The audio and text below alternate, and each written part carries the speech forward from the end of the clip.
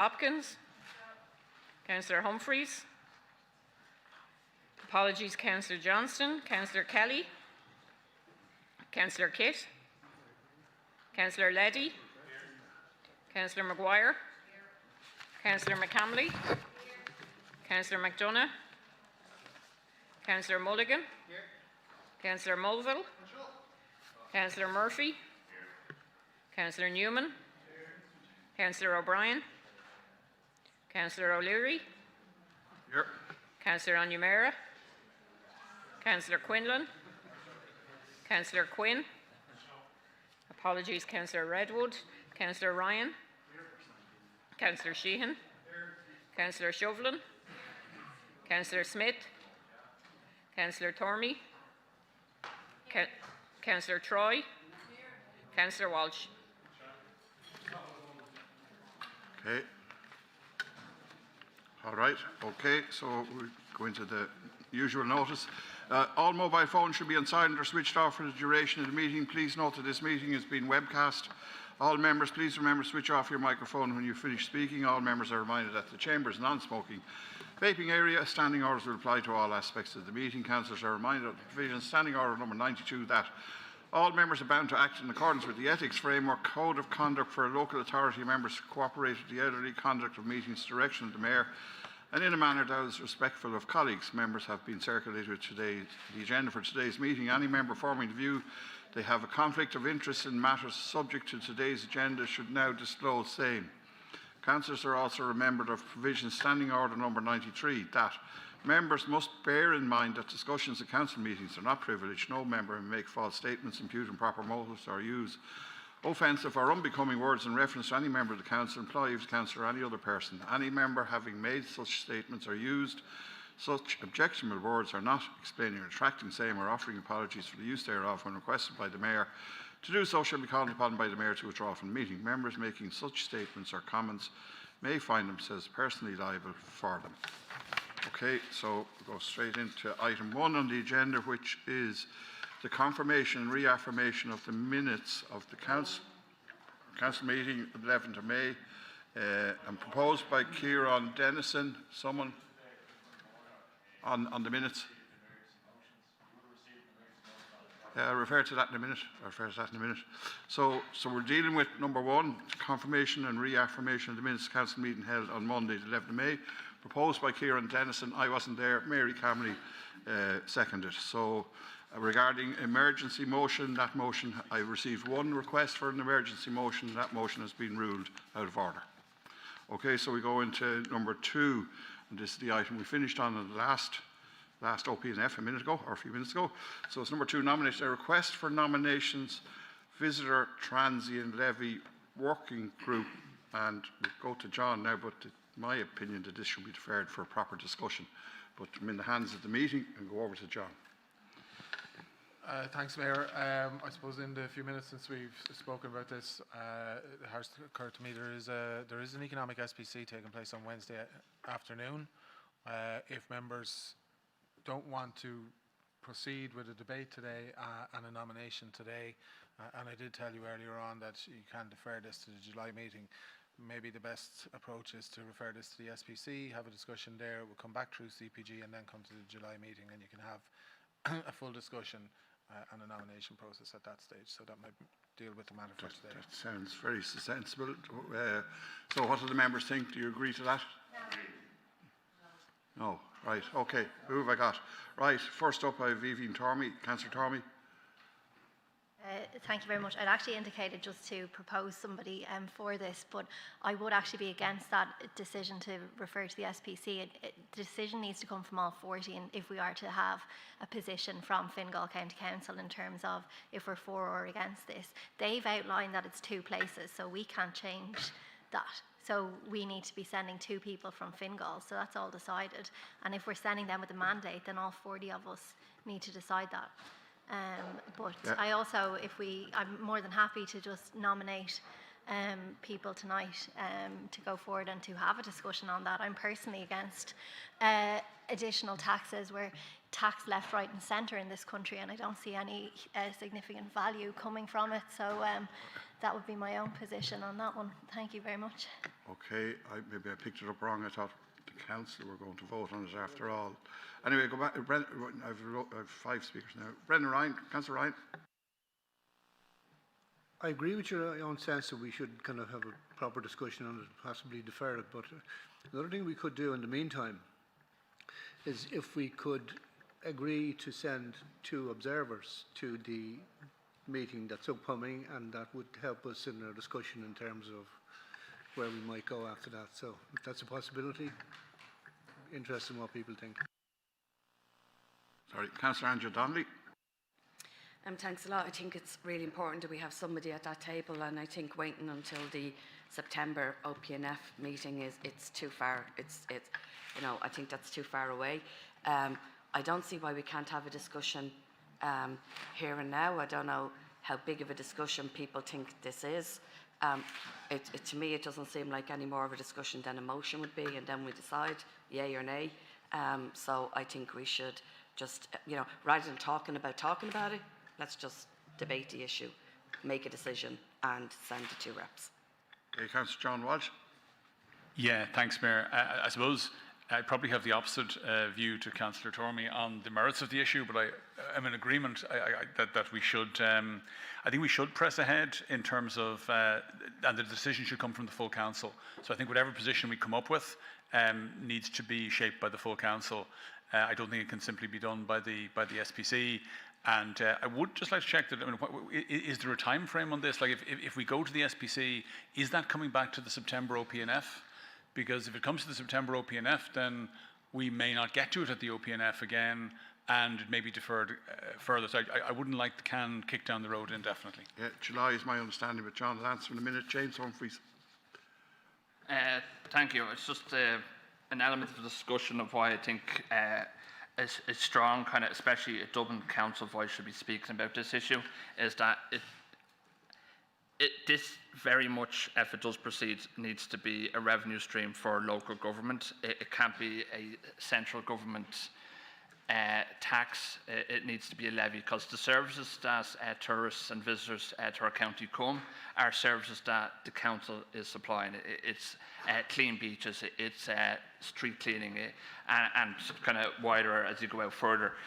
That is why I firmly believe that there should be a strong Fingal voice in the room, and there should be a strong Dublin voice in this discussion, because when you're talking about revenue, we need to make sure that we're protecting the revenue for our county, rather than another kind of tax that central government will kind of divvy out to us in grants down the line. It needs to be funding that we control and we direct our spending.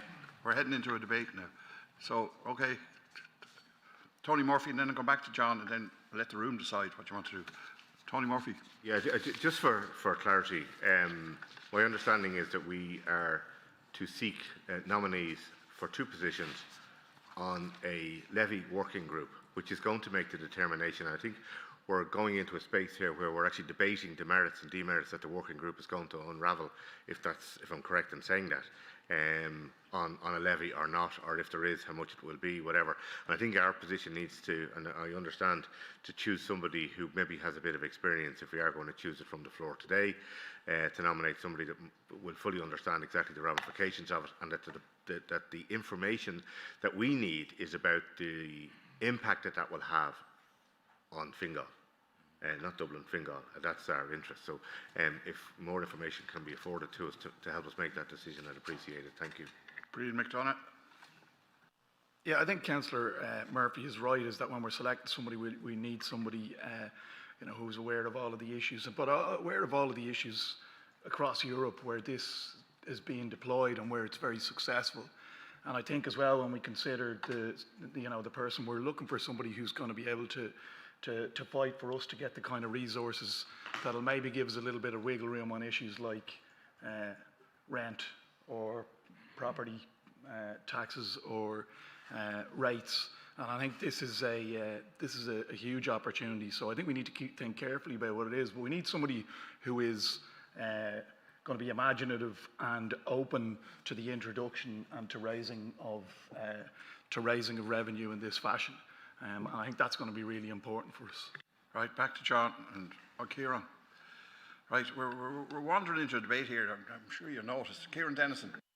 And I'm just going to talk about the process, because obviously this is a working group, and one of the decisions they will have to make is how the decision eventually will be made as to whether to introduce this or not. And I'm curious to know whether it will be done collectively by all 4 Dublin local authorities. Will each council chamber have to vote on it? Will individual councils have an opt-out? I mean, these are all issues to be debated. We had a similar process under the direct elected mayor workshops or working group. So there's a lot of work to go on this yet. So I think we need 2 people who are willing to give the time to it and attend and to tease out the issues and reflect the opinions of the majority of the councillors here. Okay, and finally, Jimmy Kieran, maybe?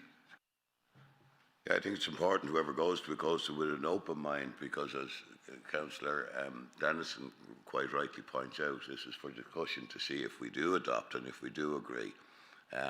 I'd also be anxious for confirmation. I mean, is this, if it's a working group made up of 8 members, so will that be 4 local authorities having a vote, or is it 8 votes? And therefore, if we have members there, as Councillor Dennison also said, it's very important that they're present, because votes can be taken in respect of matters that are going to have huge implications for us here in Fingal. And finally, who decided that the chair will be the chair of the Finance Committee in Dublin City Council?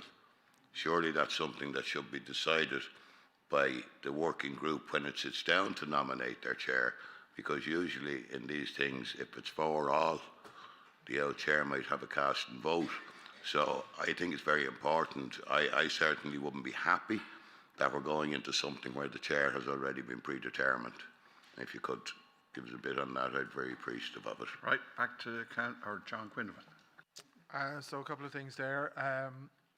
The chair was determined because this is an initiative coming from the members of Dublin City Council, and they kicked this off, it could be 18 months ago. We don't know a huge amount of detail about how decisions will be made or how positions will be arrived at. What we do understand is that this is a discussion forum. They'll be reviewing and looking at what the impact of it might be. It's not a local authority decision. This would require the introduction of a new tax by central government, is my understanding of the coverage I've seen of it over the last 12 odd months. And that ultimately this would result in a position where the 4 local authorities in Dublin arrive at a consensus view, and that then approaches are made to central government. Now, there are questions that the members have raised, and we can look to get clarification from them around terms of reference and about the different mechanisms that would be used here.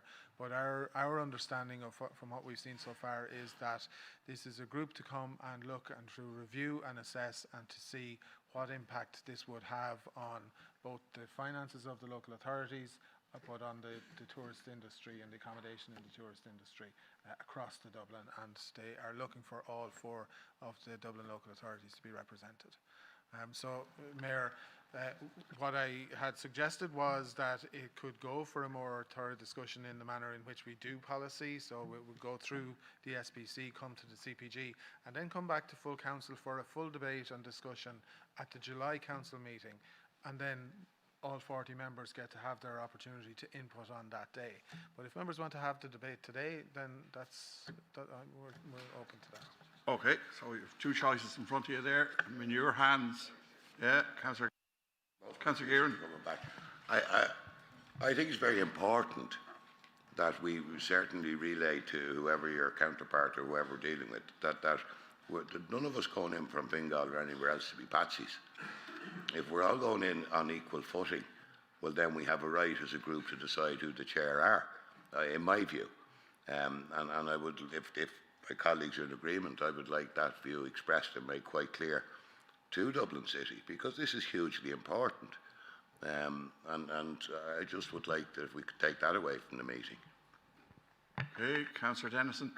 I agree with Councillor Gearan. It shouldn't be a matter of us coming in like Dunleary Rathdown at the back end to something that Dublin City Council have initiated.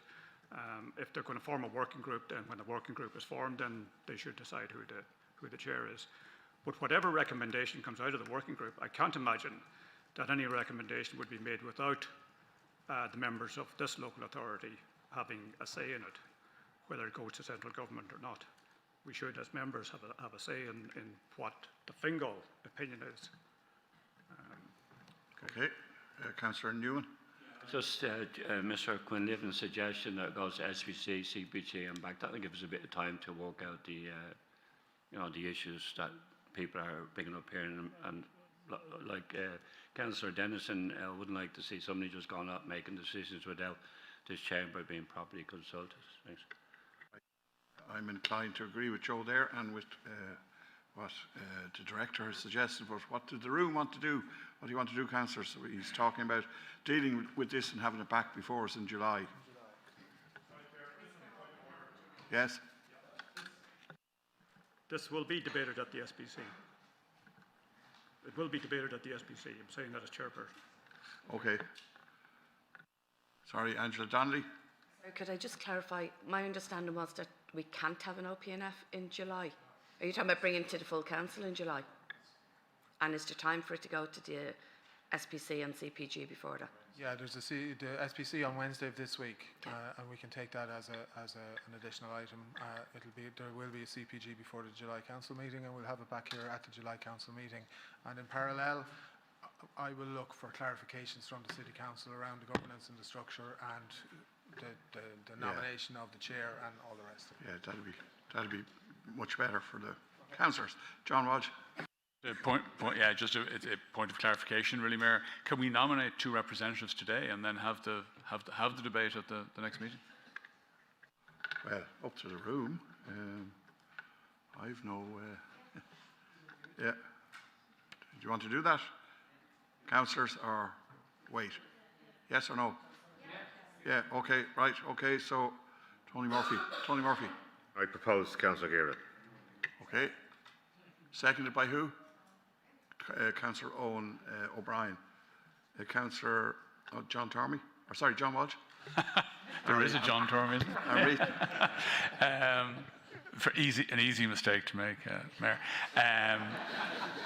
Proposed Councillor James Humphreys. Seconded by Brian McDonough. Someone taking the notes there. Councillor Evie Tormey. Yeah, if we're proposing people, I'd propose to Councillor Tom O'Leary. Seconded by Luke Corkery. That's all I have at the minute. Okay, so looks like we're going to a vote. We've three nominations for 2 slots. Okay. 3 minutes, okay.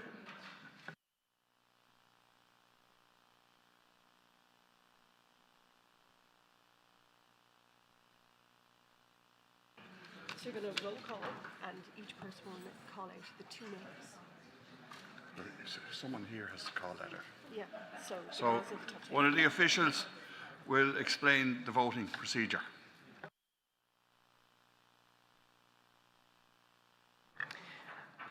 Okay, members, we're going to call each of your names in a roll call vote.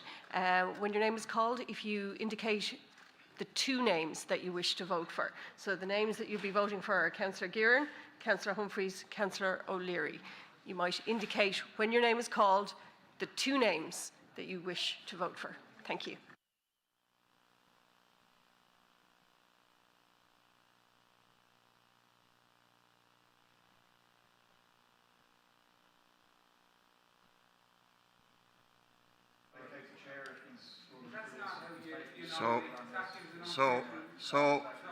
So the voting has started. I've asked the officials to do it.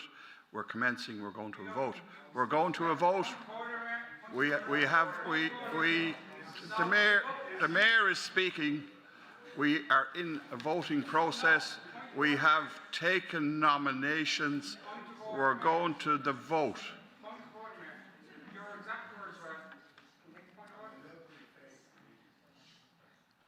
Your words were, we're going to take 3 minutes and then the officials are going to explain the voting process. We didn't, the vote, yes, that's what you said, and the official did explain the voting process. Aoife did explain, Sheridan, sorry, did explain the voting process, and we said we disagree with that process as it is a change from the norm, and we're having a conversation based on our disagreement on the fact before the vote was held. No one has nominated anyone for a vote, so we are open and allowed understanding orders to have a point before a vote is held. No. Yeah, there are 3 names. There's a process. We vote. Yeah, go ahead.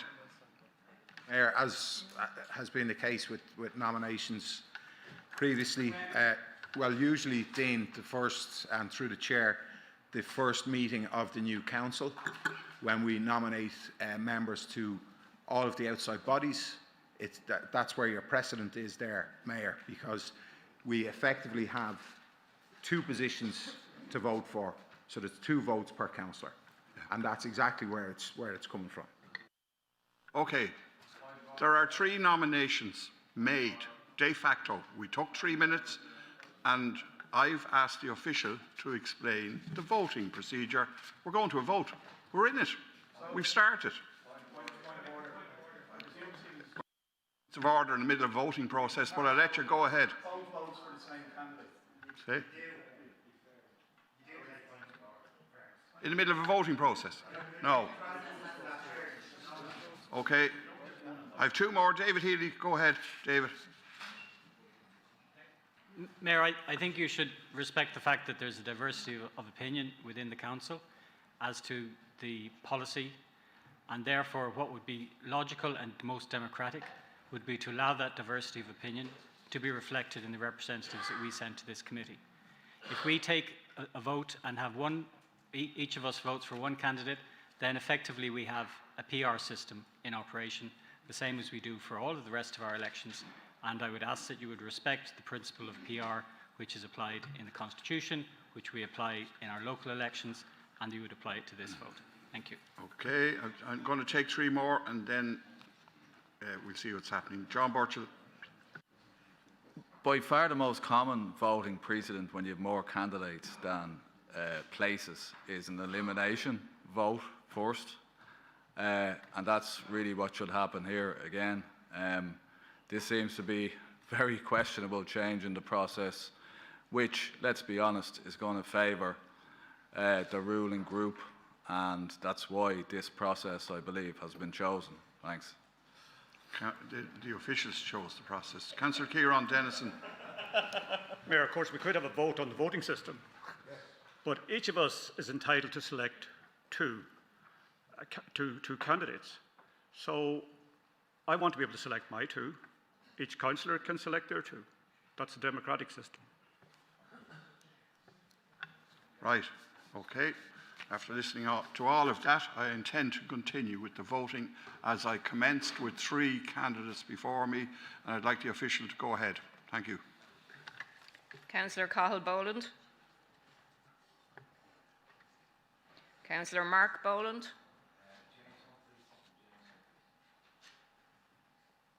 Councillor John Burchell. James Humphreys.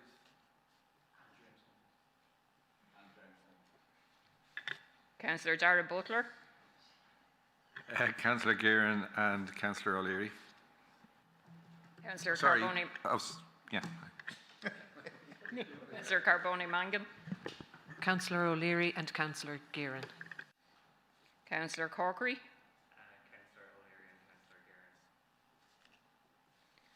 Councillor Dennison. Councillor Dockrell.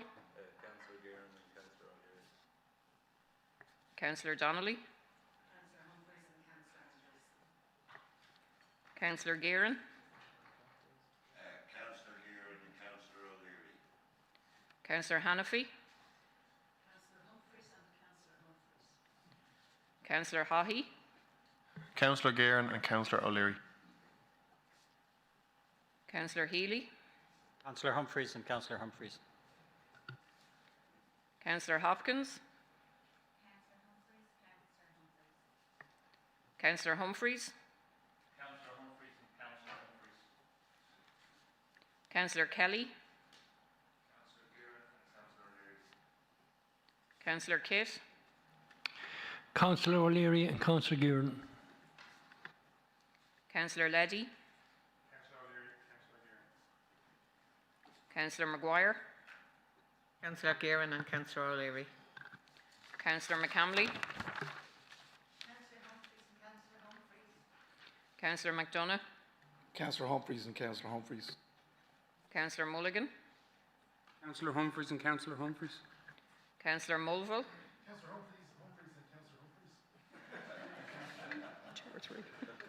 Councillor Murphy. Councillor Gearan and Councillor O'Leary. Councillor Newman. Councillor O'Brien.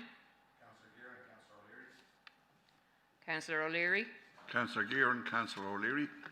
Councillor Onyemera. Councillor Quinlan. Councillor Quinn. Councillor Ryan. Councillor Sheehan. Councillor Chauvelin. Councillor Smith. Councillor Tormey. Councillor O'Leary, Councillor Gearan. Councillor Troy. Councillor Walsh. Councillor Humphreys and Councillor Humphreys.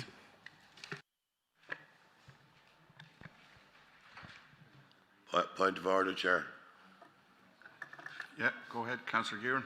I think it's good that we can exercise PR in this, and we're all au fait with PR, where any one candidate on a paper receives 2 number 1 votes. That's normally deemed spoiled.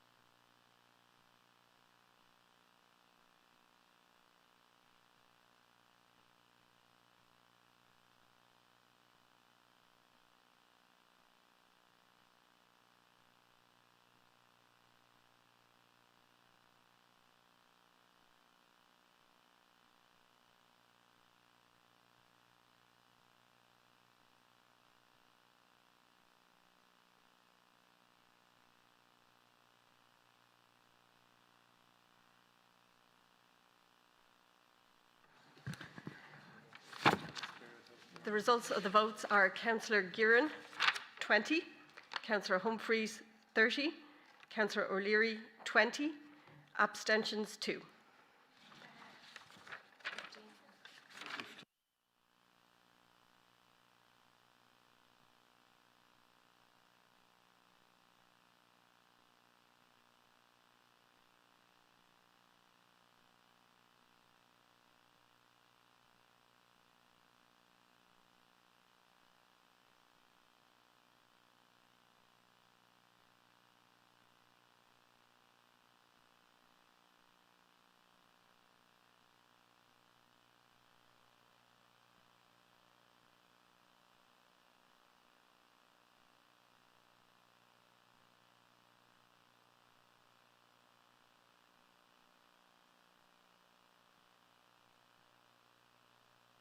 I'm in the hot seat again. Anyway, here we go.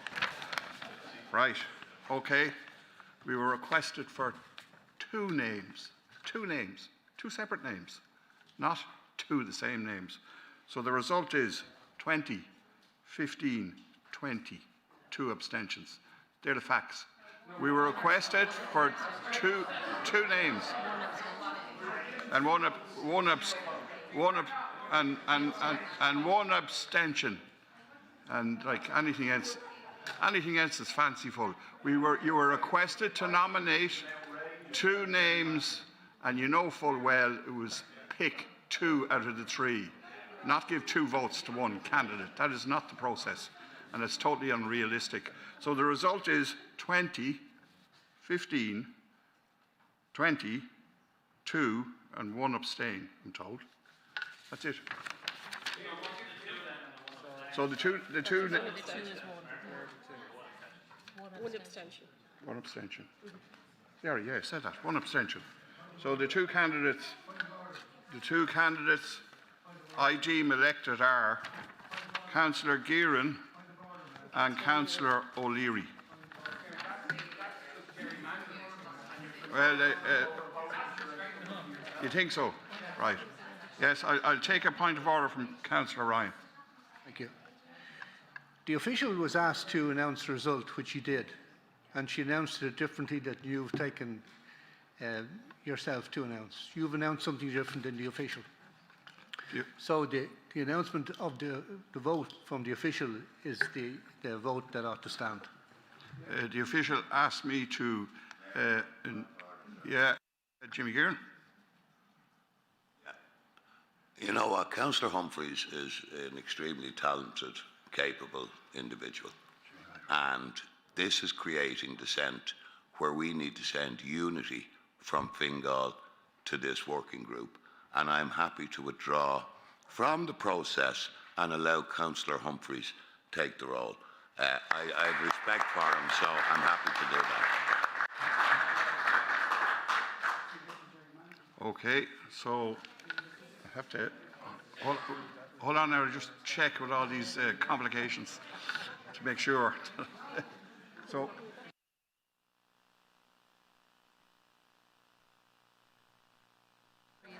Okay, so now the position is as follows. One candidate, Jimmy Gearan, has gracefully withdrawn. So the floor has to agree to two nominations before us, which is Councillor Humphreys and Councillor O'Leary. So do you agree with the two nominations? Agree. Thank you. Okay. Yes. Yes. Surely we should have another vote. Oh, we just did. We just did. Yeah. Right. Okay. Okay. We've agreed to two. We've agreed to two. They're agreed. Okay. That's it. We're going to move on. So questions 3 to 19. Proposed and seconded. Proposed. I propose. Someone second. Kieran, you second. Seconded by Kieran Dennison. Then we go into the report of the committees. 2020A report of the Balbriggan, Rush, Luss, Sword Services B Area Committee, proposed by Councillor Joe Newman and seconded by Councillor Luke Corkery. So 20B report of Corporate Policy Group meeting on Wednesday, 3rd of June. I propose that if someone will second. Kieran Dennison, Councillor Dennison. Report of the Holt Malahide Services B Area Committee meeting C, 20C, proposed by Owen O'Brien, Councillor Cahill seconded. And report of the Blanchardstown Mulhuddard Castleknock Area Committee, Councillor Tom Kitt, Councillor John Walsh. Okay, financial matters, Oliver, are we okay? And then we're moving on to proposed disposal of properties. So we've 22A, would someone propose that? Proposed by Tony Murphy, and this is the proposed disposal of Murtis Public House Residence Car Park by Loch Lusk. It's been through Area Committee, and I'll second that if that's okay. Second it. And then we go to number 20. Agreed. Sorry, agreed. Agreed. Agreed. Go to 23, declarations of roads 23A, Forest Little Road and Barbarastown Road, Swords. Do I just propose this? Or someone propose it, or do we have to look at it? Are we looking at it?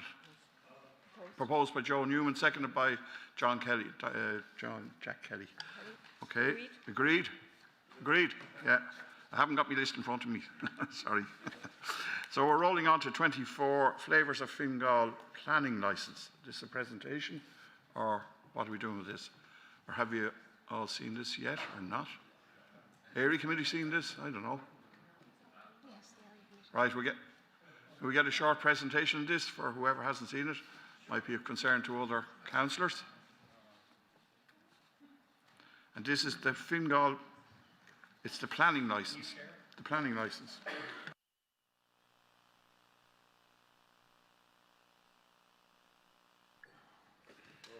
This has to be proposed, seconded and agreed after the presentation.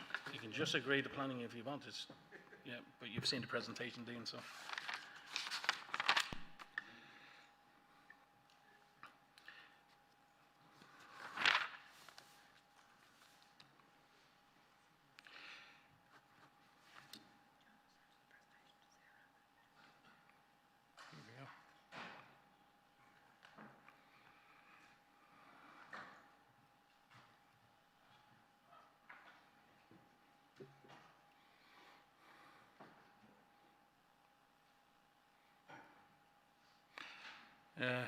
Thank you, Mayor, members, Executive. Just a quick presentation on Flavours of Fingal. As you know, we have reimagined the show with just making some changes to how the footprint is, and coming at it with a kind of slightly different approach to how Flavours is going to look to enable us to do other projects around the county, and to look at how we can manage the continuous challenges to what the show costs us as an overall organisation. Members will remember, will probably recall that there's been several briefings to members, as well as it going through the SPC, and eventually we've come up with this programme. And just to let you know that what you're seeing there is the information flyer that will go out to all our Fingal residents, and you know, the communication plan, which I'll come to in a second. Next, in my assistant. There's the map itself. It's basically includes. I think I'm getting transferred in the morning, but it basically suggests what the show is. If you notice, the front of the house still has our equestrian show. We've had to kind of make some adjustments to it, where the majority, as they come into the farmers' field, which is up on the top left, and there's a good partnership going on between the farmers and the food circle, Fingal Food Circle, and it'll lend itself to an excellent cookery demonstration and showcasing our own food providers, chefs, restaurants, farm to fork sort of scenarios. As you go through the paddocks, then you're into the children's and the family fun areas. Again, there's partnerships with various groups and sponsorships coming in to enable us to continue with that model. And then you'd come into the wall garden. The wall garden slightly changed in that we've just adjusted some of the areas. The wall garden can get kind of busy, and we do manage numbers as we go in and out. I don't want to delay too much with what the show is, but basically it's a reimagined show by just kind of focusing our entertainments and the offering it has. The significant part of that, John, thanks, is going to be that we had a launch of our parking on the 14th of May for the 14th year of Flavours of Fingal. For 14 hours you could get parking for €14. That was really successful, and it kind of highlighted the need for us to kind of have and use the existing fairly good traffic management plan that's in place. That's a sample of what the information and the message goes out. And I will note that one of the decisions we made this year in order to save some money was to cut the shuttle buses, given that it was a circa $32.50 per diem spent per head to provide a shuttle bus, and it just wasn't sustainable. Full, empty, whatever, they just weren't sustainable.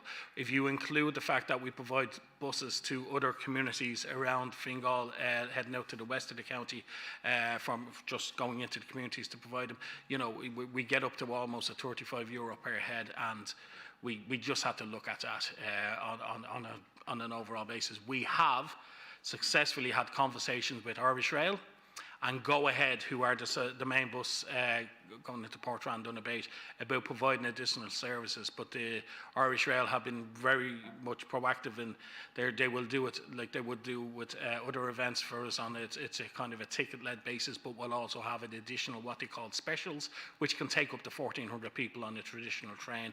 Next year is obviously a big advantage. You'll have the Battery Dart going out there with a more scheduled service, but certainly Irish Rail have stepped up. Go Ahead, we're still looking at how we can work with them on their services, but they are willing, and we are in a room with them talking about it. Thanks, Sean. This, you know, what you expect at our show, you know, with the usual stuff. We're still in partnership, as I am, for the Quiet Zone and a Century space. It's a really popular space in that we pride ourselves in getting people that need to access the show into proper parking, into the area, that they get the families and get to experience the full show from a central space, that they could come back and have safe areas and breakout areas for the whole of the show. The other elements will be still the same. We still have the food, still have the cookery, still have the fun. We engage with a couple of local groups that assist us with various elements of it, and we're very proud of our sustainable approach in that we use and try and have been close enough to eliminating the single-use plastic when it comes to the show, and that we had quite a substantial use of our hydration stations last year, and it does prove itself to be popular. And next, John. That is basically the note that goes out to residents, informs them of a traffic management plan, gives them a dedicated helpline, and we move people around in pretty much a one-way system on the day. Noting Saturday is a busier day for traffic on and off the peninsula. It's a business day, it's a popular day, families doing their usual soccer, GA, various sports, and we would basically, the traffic management, we take control of the Lisson Hall Junction all the way in. We locate our command and control centre in with police, with their traffic managers in the show itself, and everything is done from that event control effectively, and decisions are made in partnership with all the agencies. We work very closely, obviously, with our operations, our traffic engineers, and it's a big family show for the council here, but it's also a family show for people that are coming to this show. John? I think that's basically it. The licence application is in front of you, and I'm not sure if Roisin wants to comment on the process there, but this presentation was produced to the area committee. I'm probably leaving a ton of stuff out, but yeah, Mayor. Okay. If the present, yeah, I've one councillor here wants to. A couple of councillors want to speak. Okay, will I just go to? Is there a motion or? No, just Roisin. Roisin, okay, go ahead, Roisin, and then we'll go to the councillors. Just to comment, the public event licence is a statutory function of the local authority, so we essentially applied to ourselves, to the Planning and Development Department, to assess the public event licence. It went out on public display, no submissions were received, and it is recommended the event licence is granted subject to 23 conditions which are already being implemented. Okay, so Councillor James Humphreys. Thank you, Mayor. I just think it's great to see it going ahead this year. I know there was a bit of questions marks over, especially when we were discussing the budget, so it is fantastic to see that it's advancing. I just have one question about the traffic management plan, and why Lisson Hall and not bring it back one roundabout earlier at the estuary. Hopefully, touch wood, El Nino will give us a fantastic hot weather for that weekend. That will certainly attract more visitors, and particularly this year, because that's the roundabout that's being worked on as part of the R132 connectivity project. I just have fears that that traffic will stretch back that far, which it has in the past, and I just want to make sure that it's contained in any traffic management plan, and that just at least a static camera monitoring the roundabout that weekend. Okay, Councillor Quinlan. Thanks very much, Chair. Thanks very much for the presentation. Question relating into powered by Vodafone. Was there any monies paid from Vodafone to Fingal County Council for advertising space, or is that just purely just taking use of the advertising space to get the company and the logo and the organisation out there? And then as well, as I am as an autism charity, do absolutely great work. And my question on that charity being used for this event, how did that actually come about? Was it like put out the tenure? Did we contact other organisations in that sector that deal with children who have those difficulties? I'd be very, very interested in how we've landed with As I Am as a central charity for this. Okay, Councillor Paul Mulville. Thanks very much, Chair. And first of all, as was said, to welcome the event going ahead again this year, and to congratulate Paul and the team on the 14th year of this fantastic regional show. And it's great to hear about the particularly the cooperation with Irish Rail, and it's really important. But I'd strongly urge, go ahead to put on a lot of extra buses as well. I know you're working on that, because it's going to be very busy without the transfer buses from the council. So I think Go Ahead need to really put a lot more buses on, and they need to be really told that if they don't do that, they're going to be overwhelmed on the day. I would suggest. I'd also welcome the cycle and pedestrian priority outlined in the document, which is very important. And I think in particular, I think as I mentioned at the area committee meeting, the bus stop at the main gate, the lack of a kind of footpath there, I think you're looking at that, which is great. So people can, when they get off the bus at the main gates, that they're able to walk safely to the park or to the event, you know, through traffic interactions, car parking interactions there. So yeah, just wish you all the best and look forward to seeing everyone on the day. Thanks. So Councillor Dara Butler. Yeah, no, I'm simply delighted to see the event going ahead. Yeah, dying to see how it's been reimagined, and listen, just thanks a million for all the hard work that went into making sure that this event did go ahead. Yeah, the traffic, yeah, it seems to have worked all the previous years. I know it can be frustrating and maybe a bit slow when you're in it if you go later in the day, but it does work, and I think it's, yeah, as good as you can get it. So thank you. Councillor Brendan Ryan. Paul, in relation to your conversation with Go Ahead up to now, typically if a bus company wants to put on a service or change a service, put on a new service, they have to apply to the NTA. Is that something they're going to have to be doing, or has that come forward yet in terms of your conversations? And looking at your presentation there, I'm really impressed, and I think it has the potential to grow into something really big. And Councillor Angela Donnelly.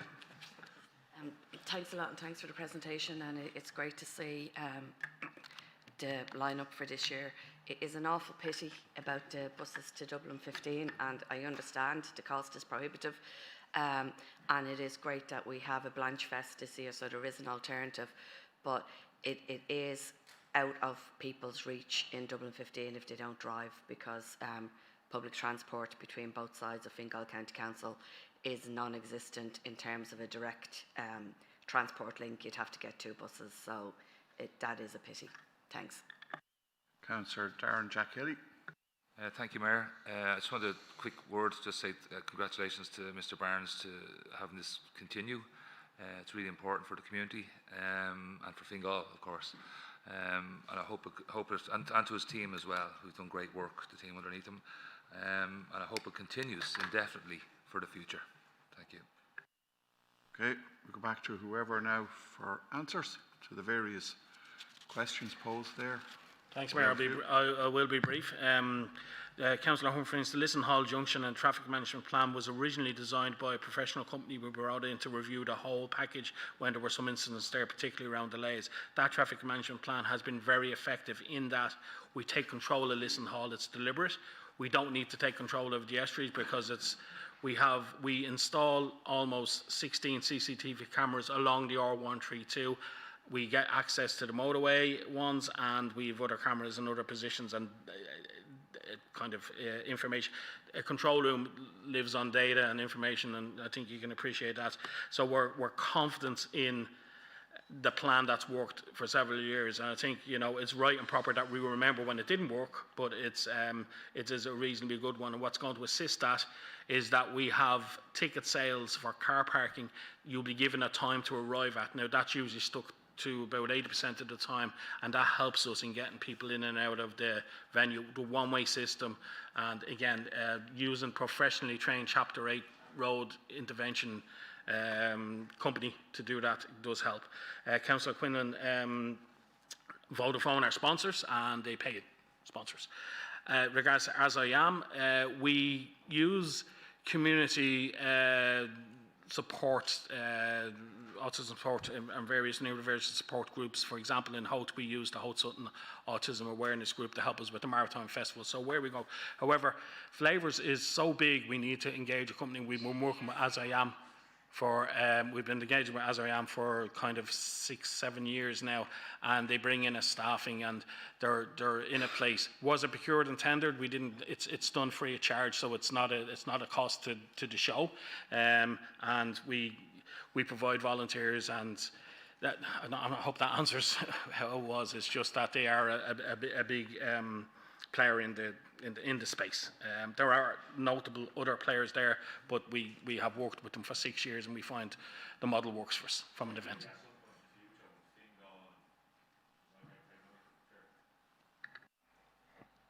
Just because I do want this on the record. So are you saying just Fingal have been working with, as I am, for the last 6 years, doing all these types of events for them?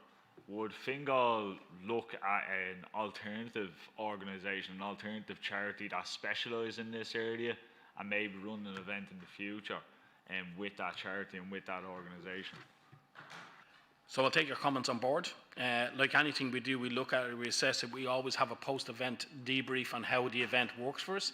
Would we look at other groups? Absolutely. You know, they're not ones there. It's just, it's such a huge show. It's easier for us, you know, in using with people that know us. But as I am, don't do all our events. Other events are out there, and we do many mass gathering events. There is other groups and organisations assist us with the other events. But what we'll take on board is to review it and revert back to you. Okay, no problem. Councillor Mulvihill, the buses at the entrance, we will have a team there to ensure people can get across, kind of a lollipop sort of setup. Yeah, so that's in place at the main gate. Ticket sales again are there, Councillor Butler. Councillor Ryan, go ahead. We will talk to them. We are engaging with them. We're finding quite useful and quite positive speaking with them. And there was another comment you made about pickup, stop go pickup. I'm not sure. Remember that? No, it's in relation to whether or not go ahead with the NTA. Oh, the NTA. So go ahead, have an NTA. So it's what it's called is an occasional license for buses. We do it with concerts in Malahide, for example, and they don't need it because they're recognised as a service provider. It's for private culture. And we would do that last year and previous years with our private co-chair. There has to be a council's recommendation, regardless of being a council event, to the NTA to get that permission. So, yeah, that's done. Councillor Donnelly, you know, it's Dublin 15 buses. Quite prepared to look and discuss solutions with groups over there that express an interest. Maybe we can work an arrangement with them that we can share, you know, whatever the costs are. And I think that's it from. Okay, any planning questions? I don't know if there was any. No. Okay, so. Sorry, John Quinlivan, yeah. Look, we've been talking about this reimagining of flavours for quite some time. It's come up multiple times in the chambers, and it's been kind of controversial at times outside of the chamber. It's really worth noting, and the members have already noticed, but the enormous amount of work that Paul and his team have put into reimagining this event. We've had a lot of interaction with yourselves and a huge amount of interaction with the partners, and we're really pleased that we have got to this point in working with the partners, and that the partners are as happy as we are that we've got to this point. One of the objectives was to release some of the resources from Flavours because of its configuration. It tied up a lot of our percentage of our events budget, and we have managed to release a large portion of it, not as much as we would have hoped, but the Dublin 15 councillors have already acknowledged that they welcome now the Dublin 15 event that is now possible because of the changes that have been made. So look, thanks to the members and thanks to Paul and his team for coming to this point. Okay, so I'd like to propose that the Fingal planning licence be agreed and approved. I hope that's correct. So seconded by Councillor Dara Butler. Okay, agreed, grand. So we're on to Chief Executive's report, number 25. Thanks, Mayor and members, and you might guess after that last presentation that we're in the events season. So if you look at events in fingal.ie, you'll see the full range of events right across the county of almost every type. It's a busy time for the events unit, so just to wish them well over the next number of weeks, where there'll be a lot of after hours and weekend work for them. But so far so good. The Mayor managed to have an event in good weather over the weekend, despite the fact that it was raining almost everywhere else outside of Skerries. So I'm glad to see that that went off successfully, and I hope it was enjoyed by everybody that attended. I just wanted to say something on Swords. I've been dealing a lot with local Swords councillors, but just to note, we are obviously on site with a huge number of projects. We are trying to have an intense period of work right now while the schools are off. So some of the disruption is temporary and we'll be back to normal by September. However, there's significant projects underway on the R132 and here in the cultural quarter, particularly the public realm works. But we've good contractors on site and we'd expect that they will keep disruption to a minimum. But what I would ask councillors to do when you are hearing of problems with the works, to make sure to contact the project team or myself, and we'll do our best to address the issues. It's one of those things where the timing is such that we now need to proceed and get the work done. By the end of the year, there'll be a significant transformation in the town. I think it's all going to be worth it, but please bear with us as we're getting those major projects implemented. Added to that, I suppose, is the amount of housing under construction in the county. Thankfully, I think you'll all agree, thank God, we've achieved momentum and pace. We expect to deliver about 1.5 times our housing target this year. That's significant in the context of the amount of social and affordable homes that will be delivered in the county. But the private developers are active too, so a lot of the cranes, a lot of the work that's going on in the county is to do with housing delivery. And again, we try to keep that disruption to a minimum for the local communities. There's lots of things in the report, so happy to take any questions, and the management team are here too to answer all the questions that you have. Okay, so list of councillors here. Councillor James Humphreys. Thank you. I just have one question and one observation.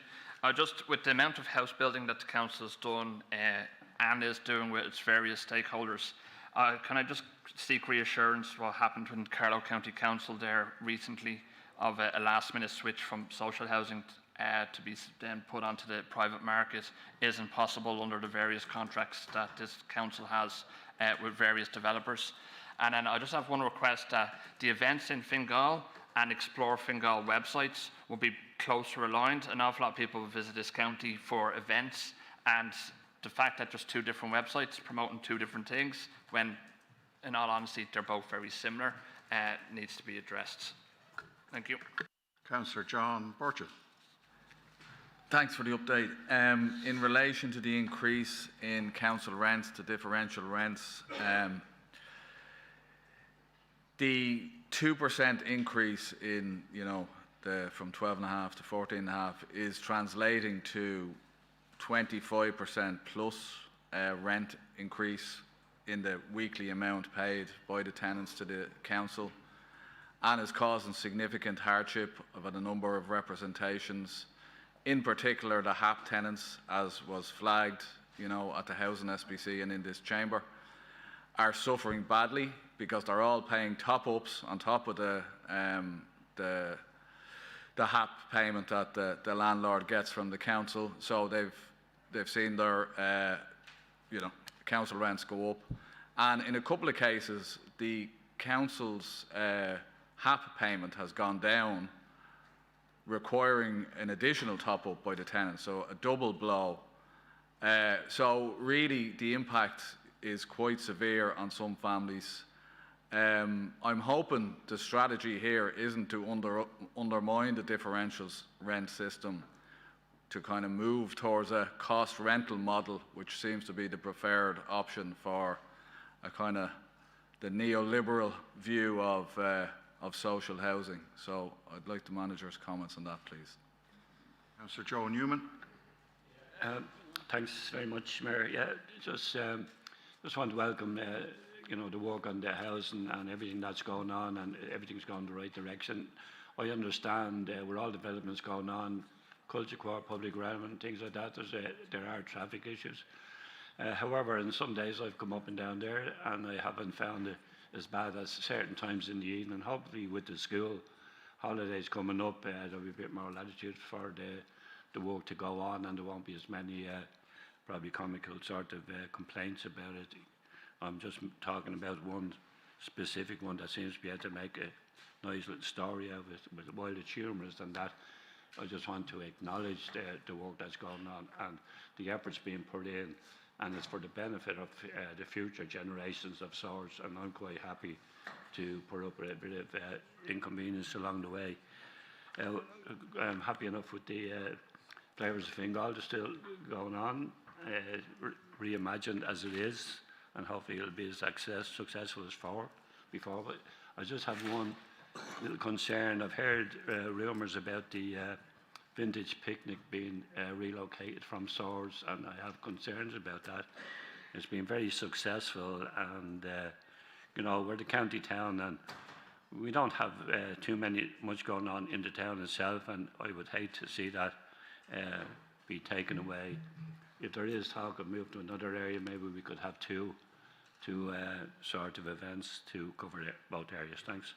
Okay, Councillor Cahill, yeah, thanks for the report. Just on New Street, Malahide, it says the Stage 2 construction tender documents have been assessed by the Active Travel Unit and are intended to be published in June. I'm just looking for an update on that. Have they been published, and when are they expected to be published? And obviously you'd hope a contractor to be appointed then soon after. And just on watching back the meeting the last day we had at the Holt Malahide committee, or perhaps it was the May one, I'm just wondering, is construction expected to start in August or September? Because I think there was 2 different months mentioned at that meeting, and there's no ACM now until September, so just looking for an update on that for this long-awaited project. Thank you. Councillor Angela Donnelly. Thanks a lot. I note that there is a cost rental tenant in situ scheme. I wonder, could we have more details about that? And just to note, at the last meeting we had here on the 11th of May, the Chief Executive said that she appreciated councillors' concerns about adding costs to tenants, and that the motion to pause the increase was carefully considered, but the scheme had already been implemented. Residents came to me saying that they were only told about the cost of the rent increase. I don't know if other councillors have heard this, weeks after it came into effect. And I had a question at a local area meeting the other day on this, and it confirmed that residents were issued with an initial letter letting them know that the differential scheme was going up on the 11th of March. The new scheme came into effect on the 25th of April, but residents were not informed of this new scheme until nearly 3 weeks later. So there were 3 weeks, they had 3 weeks of arrears that they had to pay whilst we're in a cost of living crisis. I just think that is absolutely appalling, after all the conversations we've had in this chamber about it, to tell tenants 3 weeks after the scheme came into effect what their new rent is. I think is really, really poor. Okay, Councillor Malachy Quinn. Thank you very much for the presentation. I just want to concur with the previous councillors there in regards to the council rents. We're seeing the impact now in the last few months since this increase. One of those impacts is a 76-year-old lady in Balbriggan who has gone to her son and daughter to top up $400 a month. They can't do that. They're not able to do that because of a cost of living crisis. This is the kind of impact that this council's decision has made. I've got other people are coming into the office, and the council rent is tipping them over. The increase is tipping them over. So we can look at the 1.1 million, extra to the bottom line. We can listen to councillors talking about there'll be more money for festivals, but there's no point in having festivals if you're struggling to put that roof over your head or keep that roof over your head. Just in relation, on a positive note, I just wanted to congratulate the Economic Department and particularly Ms Sheridan for the tour of Riot Games. I think it was very, very good. I really enjoyed it, and I really hope that it's rolled out to our secondary school students, because there's so much potential there, and listen to all them young entrepreneurs is how I'll describe them, because they're the next generation that are going to develop even more. So I'd congratulate you on that, and I'd also ask for consideration from the council just to look at abandoned cars, because we've had the email out to the councillors in regards to the abandoned cars and how we deal and our policies on that.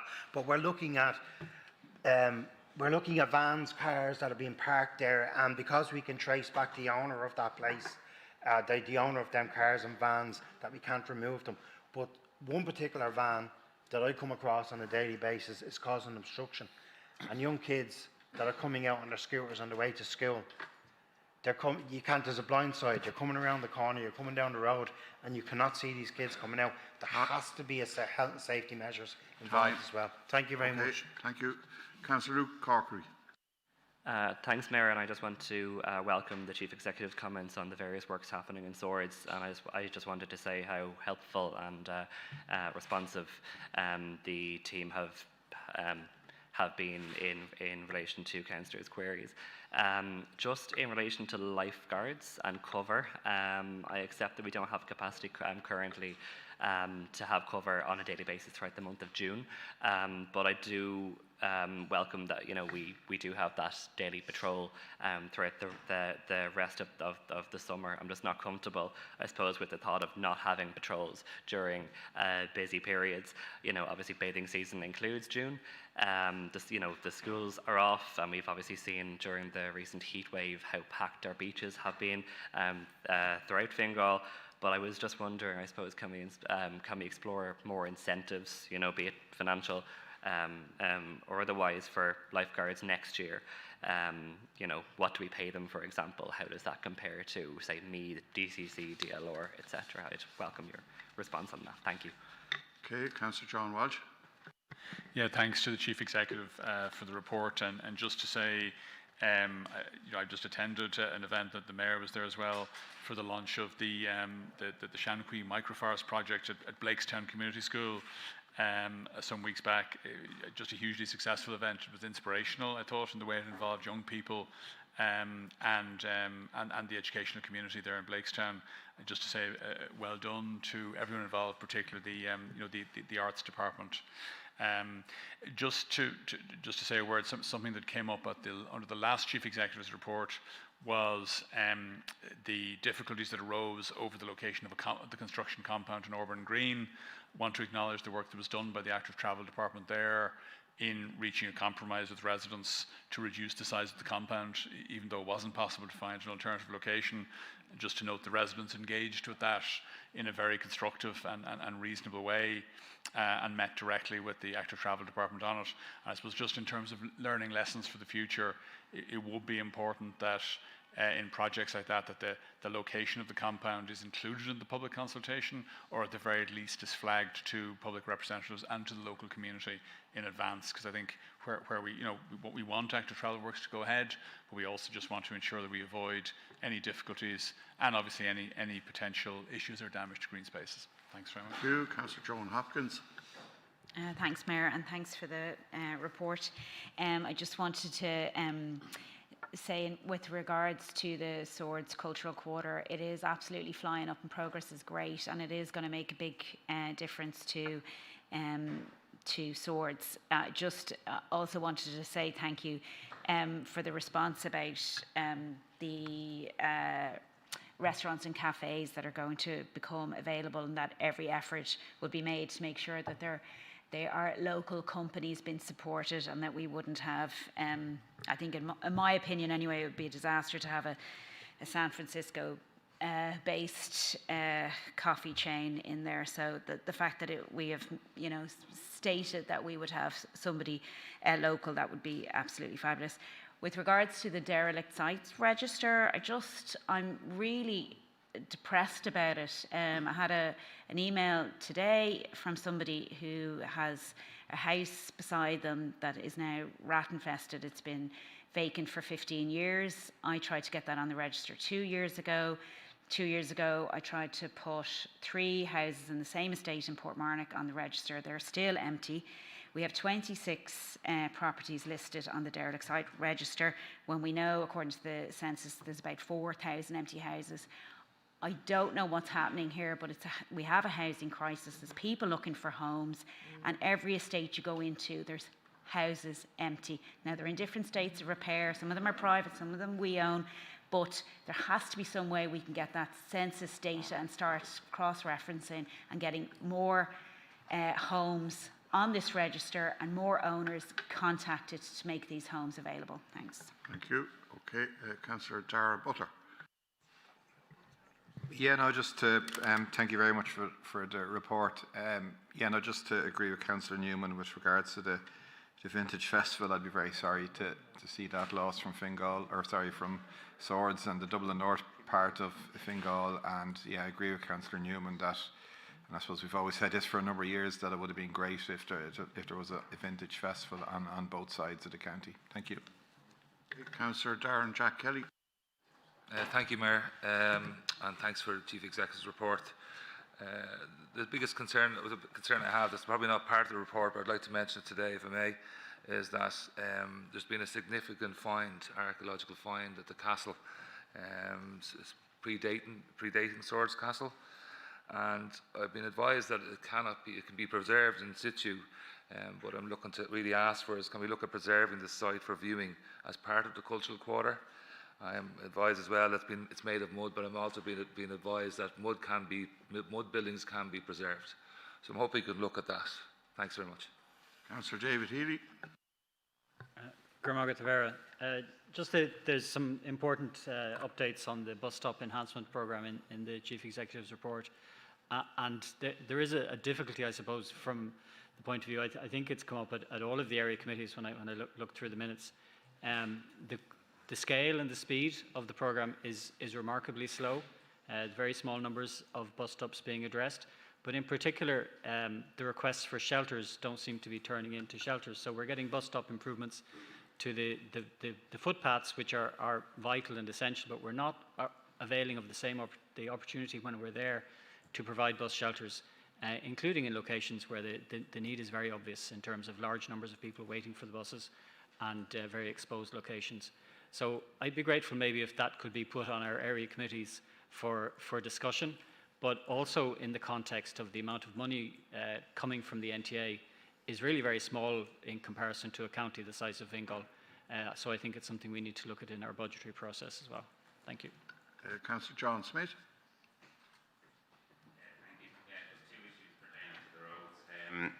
There's been a good bit of debate online regarding the Main Street transformation following some inaccurate AI images that were shared. I'm glad to see that we are going to have a number of workshops open to that, and it was probably a positive that it sparked a lot of debate and a lot of discussion about the pace at which we're transforming the town.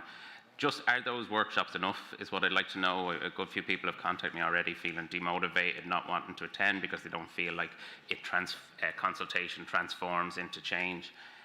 But I know they're quite limited in the number, so I just wanted to see would there be further consultation down the line after that. The other one is just concerns regarding our taking in charge of most of the roads to the northern boundary of the airport. A lot of residents have contacted me about safety concerns on that road. If there's a cyclist on that road currently, you could end up with a 2 to 3 kilometre tailback within a couple of minutes. We have a number of people walking those roads as well to go to the warehouses along that stretch that don't have any adequate parking, and whether or not we are going to be now footing quite a large substantial bill to bring those roads up to modern safety standards, or whether or not we just want to comment to see does the council have any concerns regarding that, or should the DAA be footing a significant element of the bill here that's going to cost us down the line? Thank you. All right, Councillor J.K. Onawera. Yeah, thanks to the Chief Executive. I would like to once again thank the Fingal County Council for approving $500,000 for the refurbishment of St. Margaret's Community Hall. It's really very important that that hub is seen as a gathering point for the community of St. Margaret's, and voting this amount to refurbish the place and make it really conducive for the community, I think it's welcome.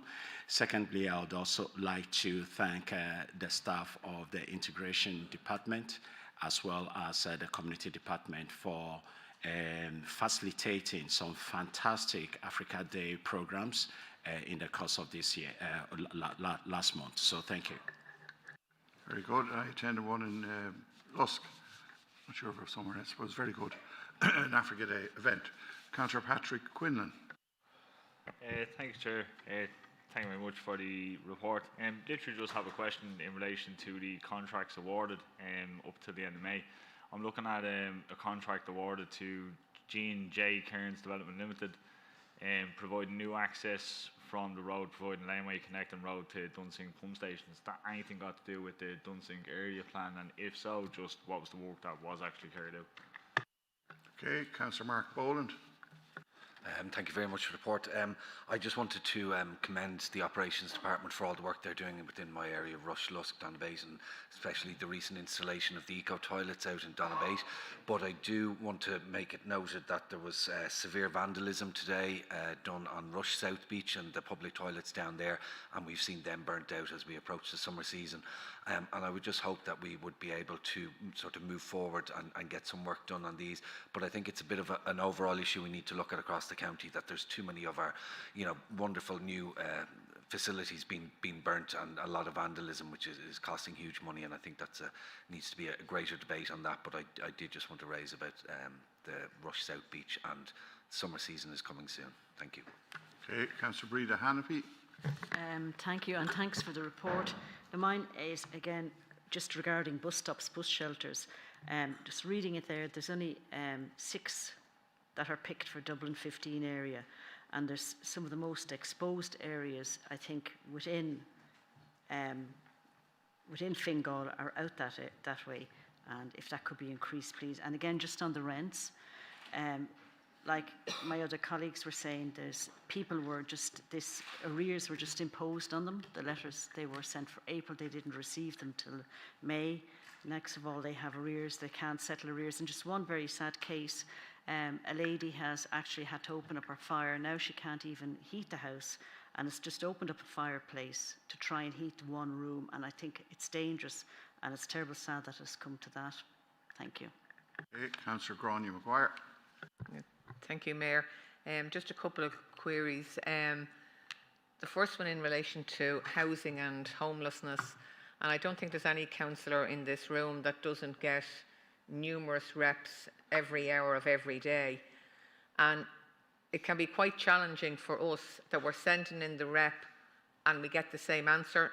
Now, there is no other answer to give.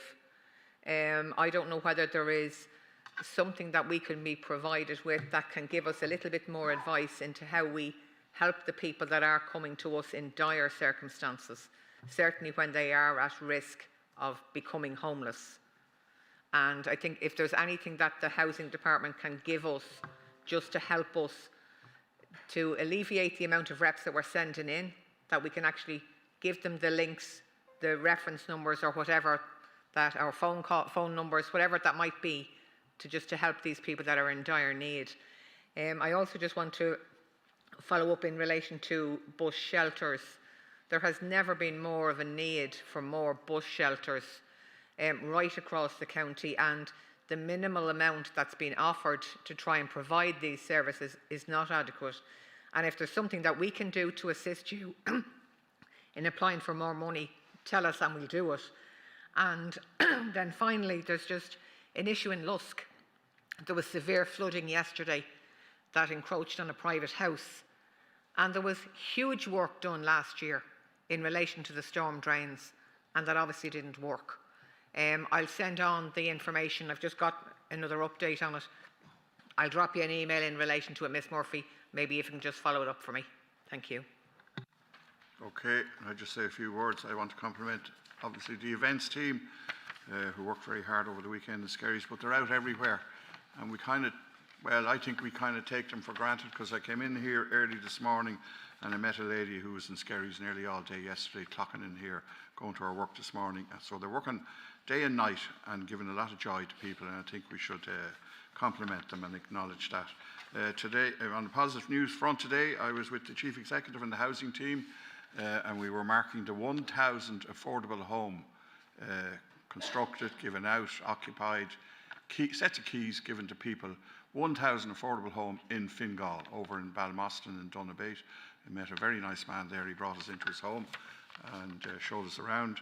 And we need to get more positive news out there. The Chief Executive beside me here and her team told me that we're active on 42 sites and that we're going to build 3,000 homes over a number of years as we move on. We need to build more because we're all getting the emails, we're all getting the tap on the shoulder. Well, I am anyway. You're in a shop, you're anywhere, I have people coming at me, housing, left, right and centre. I go out for a walk, people are stopping me with either a friend is in trouble or a relation's in trouble. So we have to build more and keep moving on it. I was in Athlone with Matthew and the team and other councillors from Swords and whatever. We were looking at the very positive public realm there. I paid a visit to Blackrock myself with one of the Fingal officials, looking at their scheme there. So I'm looking forward to Swords. Main Street progressing, it's got huge potential out there, and the team and the councillors are all working together to have a wonderful scheme in Swords. I'm looking forward to an improved scheme in Skerries. And we'll work our way through it, and we'll talk to everyone, and we'll arrive at a win-win solution where people are happy. But seeing actual projects that have been completed, that are working, the Athlone one, there was 5 buildings near hand, a street there, unoccupied for 25 years. They're full now, and it's thriving there, and that was great. We had a very successful trip with the team from the Economic Enterprise to China, where we met an awful lot of people. It was very good. There's a lot of potential there. I met a lot of companies there who are interested in investing there. We can learn a lot from their public planning and all sorts of stuff there. Travel, they're racing ahead on technology, and we need to engage more with them, in my opinion. I'm going to attend an education event this Thursday in DCU. We're hoping to build more links over and back with the universities, and I see great potential there, and I want to compliment the team. We're twinned with Chengdu, just so you know that, and I want to compliment the enterprise team and all the work they did there. That's more or less it. We have lots going on, and we need to talk about the positive stuff more, and we need to do more. So I'll go to the Chief Executive. Thank you. Thanks, members and Mayor, and thanks for your comments about the events. Much appreciated that one. We'll pass them on to the individual staff.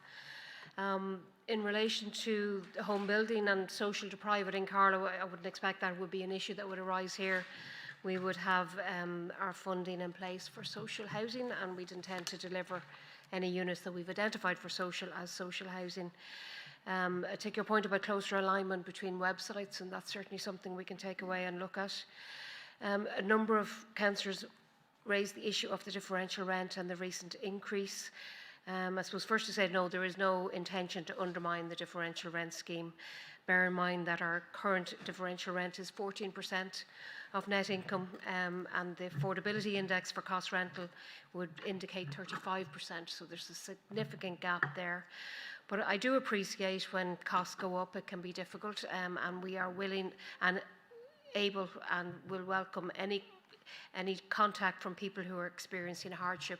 Couldn't quite get the example that Councillor Quinn mentioned, but it didn't seem in line with our differential rents in terms of the figures he was mentioning.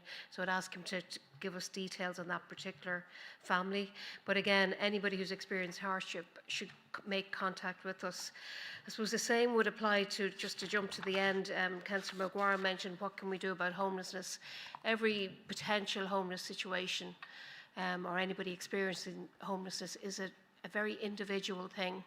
The best advice they can be given is to make contact with us quickly and early so that we can work through various options with them. I would not advise delaying that contact. People should be, I'll get Mr. Carroll will talk to you offline about the email to use and everything else.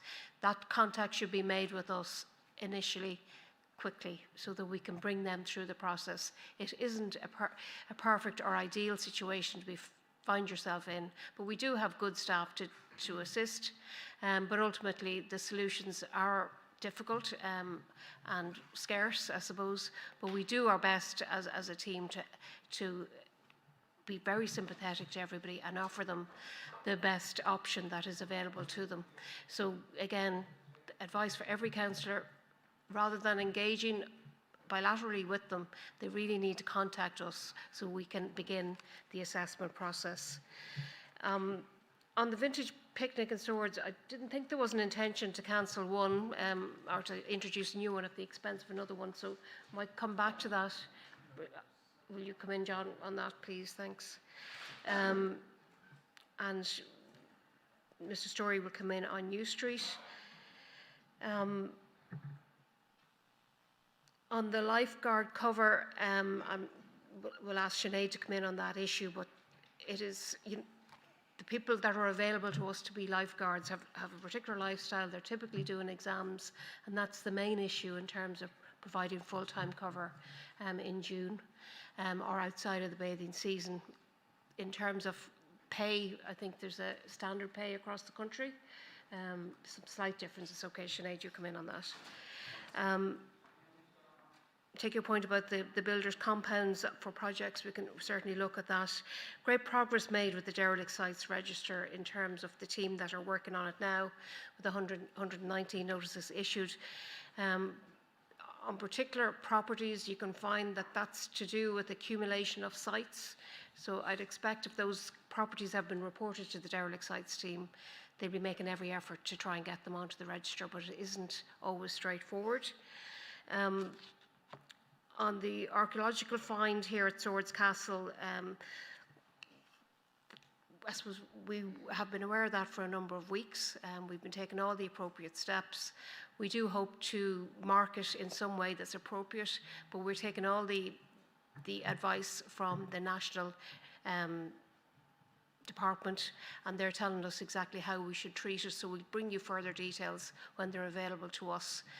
But I think we have been advised that it should remain in situ. And that's the advice that we have received, and we will have to act on that. On the roads around Dublin Airport, Councillor Smith, yes, most of them are not in charge, and DAA are managing them.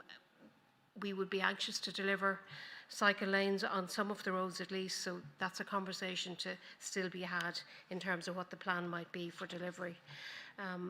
On the St Margaret's Community Hall, yeah, that 500,000 is welcome, Councillor Amwera, and we'll work through that project and try and get it delivered. Glad that it's reopened and that we have delivered some of the improvements already.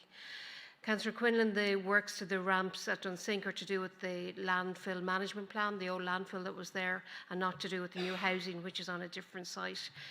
So again, just to do with that ongoing environmental work that we're undertaking. Yeah, very annoyed about the vandalism of public toilets in particular. It's hard enough to do this work once without having to do it more than once and sometimes several times. So I'm glad you called it out, Councillor Boland, and again, something we'll be dealing with the guards on. Just on the bus stops issues and the shelter, as I understand it, NTA provide the shelters, we do the works. I agree, shelters are really important in terms of public transport, where and are very much needed if we expect people to take public transport. So we'll be bringing up that issue with the NTA and trying to work with them from the perspective of more budget being allocated to Fingal. I think that covers most of the high-level issues. I might start with Mr. Story. Thanks, Anne-Marie. Just on New Street, the consultant is just reviewing the construction tender docs at the moment. That will be issued within the next 10 days. So, as in the report, it says June, so we're still on time for that. On relation to the actual construction period, we've met with the traders out there, and they've said to us September, but we could be ready for our tender in late August. So we'll engage with them then and agree a date, but we'll come back to the members and let you know, obviously, through our weekly updates. Just in relation to the abandoned cars, we're looking at a process that you've mentioned, Councillor Quinn, that seeking that process be updated to take into account those cars that you've mentioned. So we'll be issuing something to the councillors on that in the next couple of weeks. Okay, thanks. Thanks, Mr. Story. Just in relation to the taking in charge query of the roads around the airport, that's the road that we took in charge earlier this evening. So we cannot implement active travel measures until such time it is taken in charge. So that's why that hasn't happened to date. In relation to cost rental tenant in situ, that's a scheme that's actually run by the housing agency. Initially, the assessment comes through ourselves, and it's targeted at people who don't actually qualify for social housing supports, but it's for so there's particular income thresholds that they must be meet, and if there's a number of different conditions that are met, then we would refer them on to the housing agency, and I'm not sure we've done too many of them. It's not a high volume of cases that would meet all the different criteria that the scheme needs for us to refer them on. In relation to the notification of the rental increases, there was a delay in us getting out the initial assessments due to problems we were having with the IT system, but we have resolved that now, and if there's any issues, we've engaged with any tenants to kind of make sure that that doesn't cause any difficulties for individual tenants.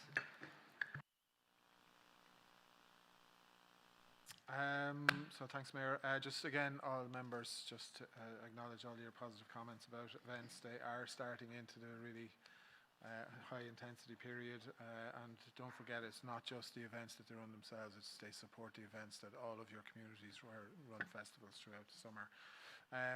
Councillor Humphreys, the Explorer website is a new website, and it will gradually take over from the events in Fingal. But it's a transition that we just want to make sure we don't lose followers and communications channels in the meantime. But that is part of the plan. Councillors Newman and Butler on Vintage Picnic. It was always intended that the Vintage Picnic would rotate from one place to another, that it would occur in different places. It was run in Swords for a couple of years to get it established, but the idea was always that it would move and that we would provide transportation to groups from different parts of the county to move to get the people to it. And we have provided that transportation, and the take-up is high. During the course of all of the discussions and briefings we had with you on flavours, we had hoped that we would release some funds, some resources from flavours to have them in multiple sites and have two, one in Swords and one in Blanchardstown as a minimum. Didn't prove possible this year, but we will be looking at that in future years and to see is it possible to have them in separate locations and in more than one location. But for this year, it's going to Blanchardstown, and we will be putting on the transportation for the groups. Councillor Hopkins isn't there. Just for members, vacancy doesn't automatically mean derelict, and there is a report to a question from Councillor Haughey just setting out the number of reports that there have been. 241 sites reported to the derelict sites regeneration office in the last 2.5 years, and there has been a major increase in the action. But just on the vacancy versus dereliction, we do work very closely with the vacant homes office over the years to make sure that if something that comes in as vacant rather than derelict, that it will be dealt with by that team and progressed under the vacant homes options. Mayor and members. Mayor and members, just go through some of the queries that were raised there. Councillor Cork raised with regard to the lifeguards and the extension of cover. As you're probably aware, we aligned the provision of lifeguards with the bathing water season, which starts the 1st of June and runs to early September. We provide lifeguards on a weekend basis through June, and thereafter July and August, which is our peak period, full-time thereafter. And as the Chief Executive has mentioned, the age profile of our lifeguards would generally be students, some of whom are doing Leave Insert and doing them at the moment, and some university students. So it will be quite difficult for us to provide a full-time service in June.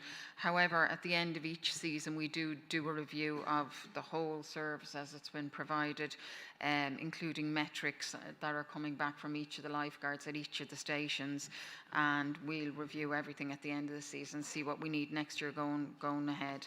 And you also raised the issue with regard to the payment, and as I understand it, there may be an anomaly there between perhaps DCC, although I've heard that third hand and I haven't confirmed that yet, and I'm not familiar with the other councils around the country, but we'll take that on board also as part of the review and see what we can do for next year. Councillor Healy and Councillor Hannafy and Councillor Maguire also mentioned the bus stop enhancement programme. The scale and speed of the programme was probably less than we would have liked last year, although the team have got up to speed with regard to resourcing and inspecting and assessing sites that are suitable and putting together proposed locations and designs to the NTA for their approval and sourcing specific materials and procurement. It should be noted that while the team in Fingal are providing the footing and the bus stops themselves, the NTA have a third-party supplier that provide the shelters. And in fact, they didn't have that supply contract in place till late in 2025. And we've been informed that there's a newly appointed supplier now in place, but that the shelters are sourced internationally, and they've an order in for shelters at the moment. Thus far this year, we've spent 270,000 on this programme, and I would say that it's just ramping up as we go ahead.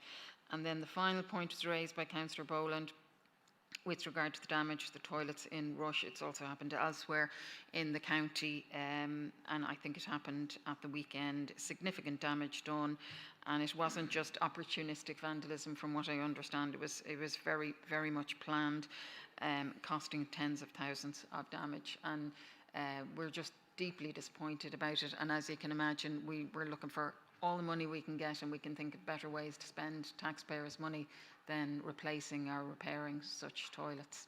Thank you. Okay, I think that's all the business on the Chief Executive's report. I omitted to welcome Aoife Sharon, who's sitting beside me here now and helping out with standing orders and all that sort of stuff. She had an interesting start to that sort of stuff at this meeting. And I just want to wish Aoife the best of luck as she goes forward. This is my last meeting here. But I also want to acknowledge Ciara O'Hay, who's moved to Enterprise, and wish her the best of luck in her new position. So we're moving on now to 26, Mayor Business. There's an conference report. So we have 28 A, B, C, D and E noted. They're letters noted. And then I have 29A, Departmental Ministerial Correspondence, only one, and that's noted, number A there, 29A. So we're going straight into motions, and we have number 30, Councillor J.K. Onamwera, audit of the status, condition of Fingal's roads, proposed by Councillor J.K. Onamwera and seconded by Councillor Dara Butler. Okay, J.K., do you want to proceed, or do you want the report read? I'd like to, yeah. Okay. Thanks, Mayor. Yeah, I've read the report, and I'd like to thank the manager for the report. But just to speak to the motion and an angle that I was actually looking at, which wasn't fully captured in the report.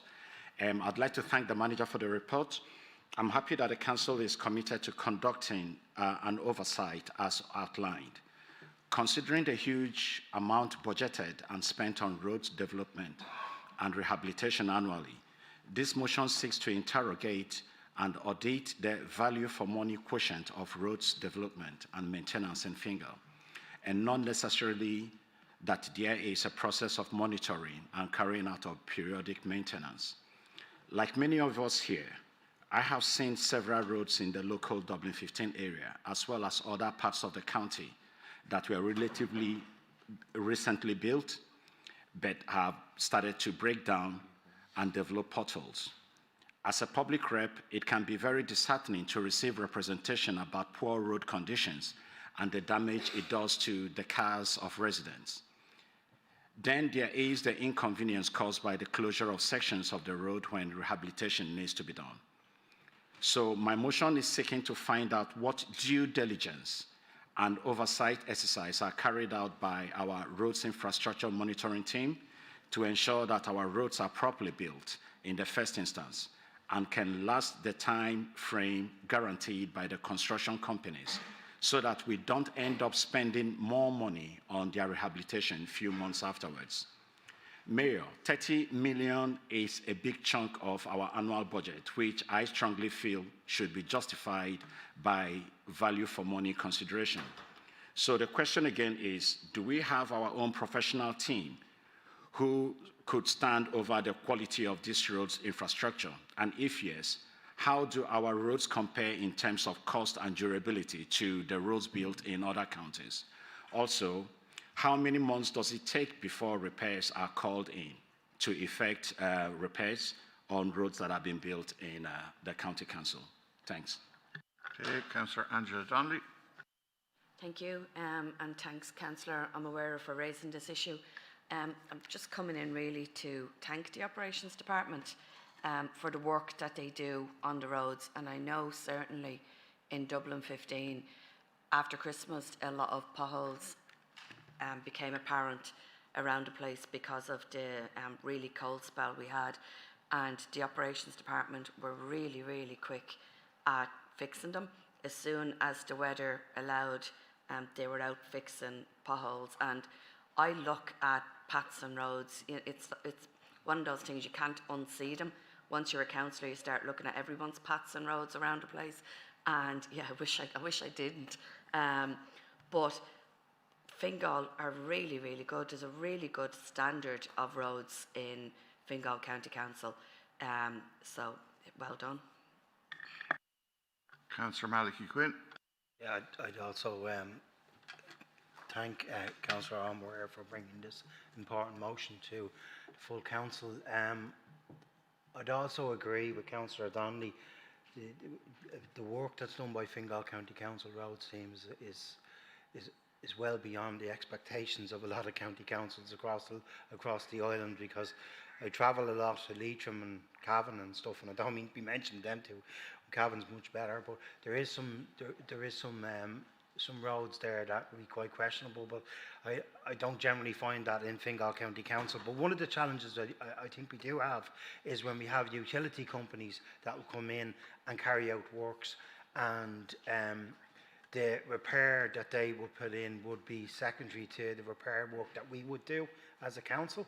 And I'm just hoping that that we could look, or I'd like to think that we could look as a Fingal as a team to be able to chase up on these utility companies, because they do make an arse of an elbow of some of our roads, to be honest with you, and then we're left to fix that up a few years later when it gets deteriorated. So thank you. Councillor John Walsh. Thanks to Councillor O'Meara for bringing forward the motion. Just two quick points. I mean, firstly, to agree with Councillor Donnelly, I think I want to thank the Operations Department for, in this year and last year particularly, doing extensive works on roads in Dublin 15. I mean, to take one example, Castleknock Road, which had been in quite bad condition, was resurfaced mainly through night works. And I thought that was a very good job and done in a very timely way. I think there are significant issues, particularly in more mature estates, with both the state roads and footpaths, and that's certainly an area where the programme of works would benefit from more funding. But the other point I'd like to make was one, actually, Councillor Quinn alluded to. Utility companies are often very slow to do reinstatements.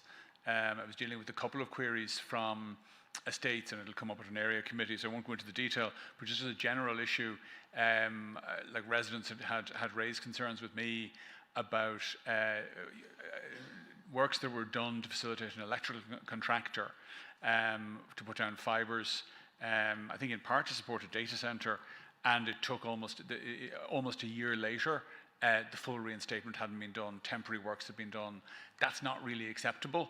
And we do need a quicker, more effective mechanism of bringing utility companies to book. They've plenty of money, they're benefiting very heavily from support from the state in many cases, and they're being facilitated to do these works, which is fine, but they need to do the reinstatements in a timely way. So that's just something that it'll be useful to prioritise in the coming months. Thanks. Councillor James Humphreys.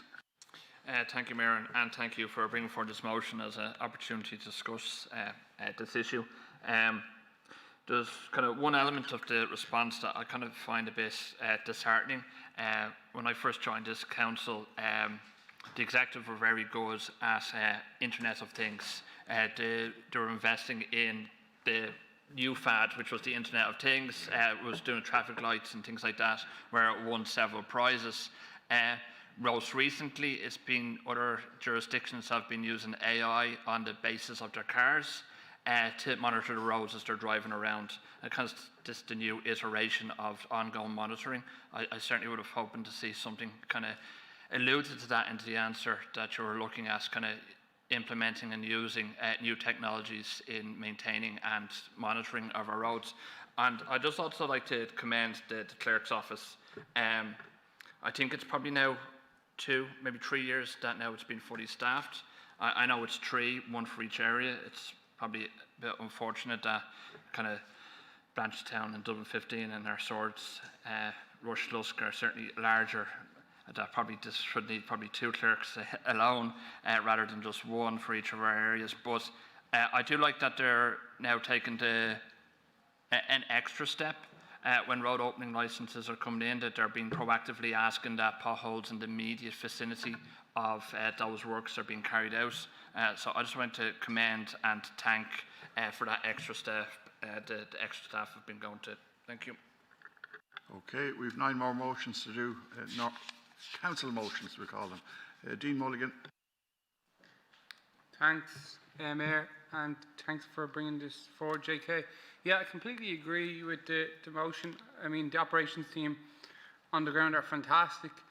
A lot of the roads and a lot of the issues with roads is because of the new developments we have going on. So we have a lot of construction traffic and compounds, and we've seen a lot of the time that the decisions on road conditions are taken out of the council's hands as a result of certain planning conditions that are not necessarily always made by the council, be they made by the board or made by other planning authorities, or if the council are bypassed, or for certain large-scale projects, sometimes the redevelopment of roads and reinstatement of roads can take a long time, or the roads simply aren't able to cater for the same level of traffic at this period of time that they were 5 or 10 years ago. So there's a significant level of work in that, especially when we're trying to expand the infrastructure and housing at the same time. So I do commend the operations department, but I do think on a national level and a local authority level, we need to be able to not foot the bill for certain roads that are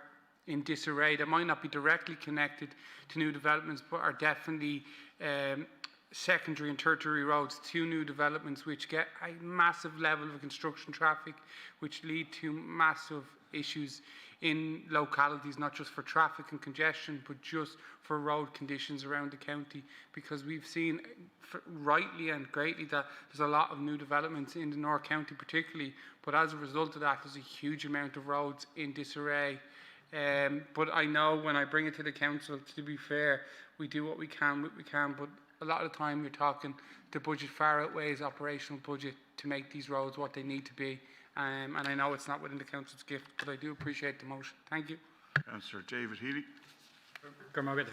And I'd like to thank Councillor Onware for bringing this forward.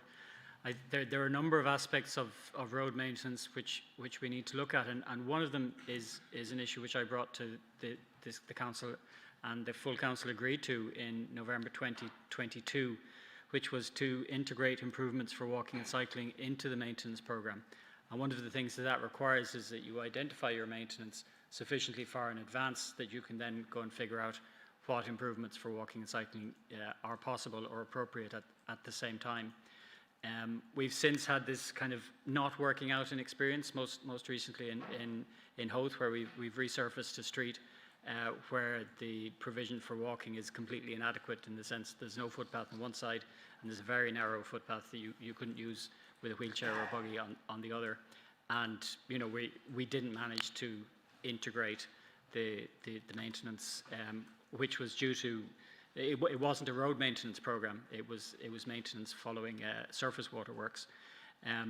But I'm interested to learn that we know that we've got an explicit pavement management system with all of the roads listed and updated onto it, and I'd be very interested in seeing, you know, what that is showing. I'm sure each of us would for our own areas, because we tend to get proposals for maintenance in January or December for improvement without any kind of sight ahead of what the list is over a couple of years. And indeed, when people come to us, we're not able to say, well, yes, we know about it, it's on the list, and this is what it's showing up. So they're basically the two aspects I think we need to address the issue of integrating walking and cycling that we did agree to almost 4 years ago. And I think the more that we can do an open data process and make this information that we are gathering available, I think the better it'll be for both for us ourselves, but also for our credibility. Thank you. Okay, Councillor Owen O'Brien. Thanks, Mayor. I suppose just one item in the report that strikes me, and I'd like a bit more information from the Director if possible. You know, the Clerk of Works position there, carrying out pre and post inspections on road openings done by the various utilities. I'd like to understand in real terms how that is supposed to work, because I mean, when we get complaints in about whether it be road surfaces that have been partially or certainly not adequately reinstated after works, footpaths, I could point to a couple of in very near vicinity to where I'm living, where Ishka Éireann came in, dug up concrete footpaths, did their work, and it was GMC Utilities on behalf of Ishka Éireann, just replaced it with tarmac in the middle of the concrete footpath, a job that, and I'm not somebody who should be let anywhere near a hammer or a trowel, I could have done a better job myself, right? And this, so I'm wondering, where's the post-inspection in that instance? And if we're saying this is what's happening, it's certainly not, I don't think, effective, because we need to be turning around to utilities companies and saying, no, you've left multiple roads in our area in incredibly poor condition, so no, you're not getting an opening licence until you can prove to us that you're doing this reinstatement work properly, because it's absolutely clear that more than, I would personally say a majority of the utilities companies that are doing it are not reinstating the pavements and the roads properly. And for anybody from the outside looking in, and myself as a councillor here, it doesn't look to me like we're doing anything to enforce that. Okay, thank you. So we'll go back to who's taking this? Sinead Murphy. Okay, I'll go through the questions one by one. Firstly, the motion, and I suppose the response to the motion maybe gives a flavour of, while we have an area team on the ground who are very familiar with every single road in their area, it is not simply an anecdotal report that informs the various programmes of work. There's quite a bit of science and data collection behind it, and that's laid out, I think, quite well there in terms of the reports. And that's the due diligence that's done, both the knowledge on the ground, the complaints that are coming in, the CRMs, and the various different surveys that are laid out there. Councillor has asked with regard to what sort of team or oversight do we have. Well, it really depends on the type of road that's being built. Obviously, if it's a very large road, for example, the Donabate Distributor Road, we would have our own team there on site as a resident engineer team to ensure that it's been built in accordance with the specification. In terms of roads that maybe might be as part of developments, slightly different procedure there, and the developer will obviously have their own engineering team there on site, and when they're coming to us for taking in charge, we have a team here that ensures that all the various assets there that are coming for taking in charge are up to scratch and up to our taking in charge standards. Councillor Donnelly's mentioned the poor weather, and that indeed had a very significant effect. This year wasn't that cold, it was very wet. We have received some additional money which we're looking at in terms of some of the damage, particularly done to the top layers of the roads. Councillor Quinn has mentioned the road opening licence there, and a number of other councillors, including Councillor O'Brien, has mentioned the road opening licence, and that's a point at which we can also ensure standards are adhered to. Councillor Walsh has talked about the slowness, and there's probably two different types to the reinstatement. The first is temporary reinstatement, because one can anticipate that road will sink further, so they can't do it. They can't do the final reinstatement in those first weeks or months. So that's why there is a kind of two-stage tier to it. Normally it would be 6 to 12 months until you're sure that it's ready for final reinstatement. Having said that, the temporary reinstatement should be to a standard that is reasonably okay for people in the area to use, but you'll still expect it maybe to sink a bit further. Councillor Humphreys raised innovation in the processes, and it is a very good point. We are we use a shared service called the Road Management Office. They're based in Donegal. They do an excellent job in terms of standardisation on this sort of area. And I was at a conference recently in Wexford, and they were talking about exactly what you've mentioned there with regard to potential use of AI for assessments and so on. So there's a lot going on in that space, but they assess them really well before they recommend us all to move in that direction. And there is quite a lot of creativity in terms of their capturing of data and the different analytics that they're using now at the moment, and maybe reinforcing or reinstating the roads in different ways based on the data that's coming through. Councillor Mulligan has mentioned the construction traffic, and that is an issue that's considered also at the planning stage, and I won't comment on that further, but I do know that the extent of the trucks and so on that are going to be moving is considered early on the process by the transport planning team.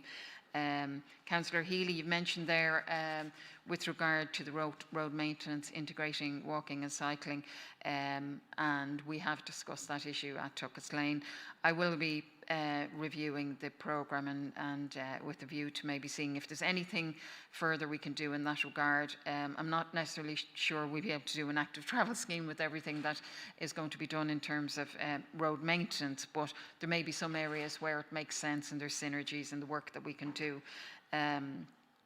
The pavement management system, again, that's housed and home is with the RMO, the Road Management Office, Donegal County Council, in that shared service, and there's a significant amount of information there.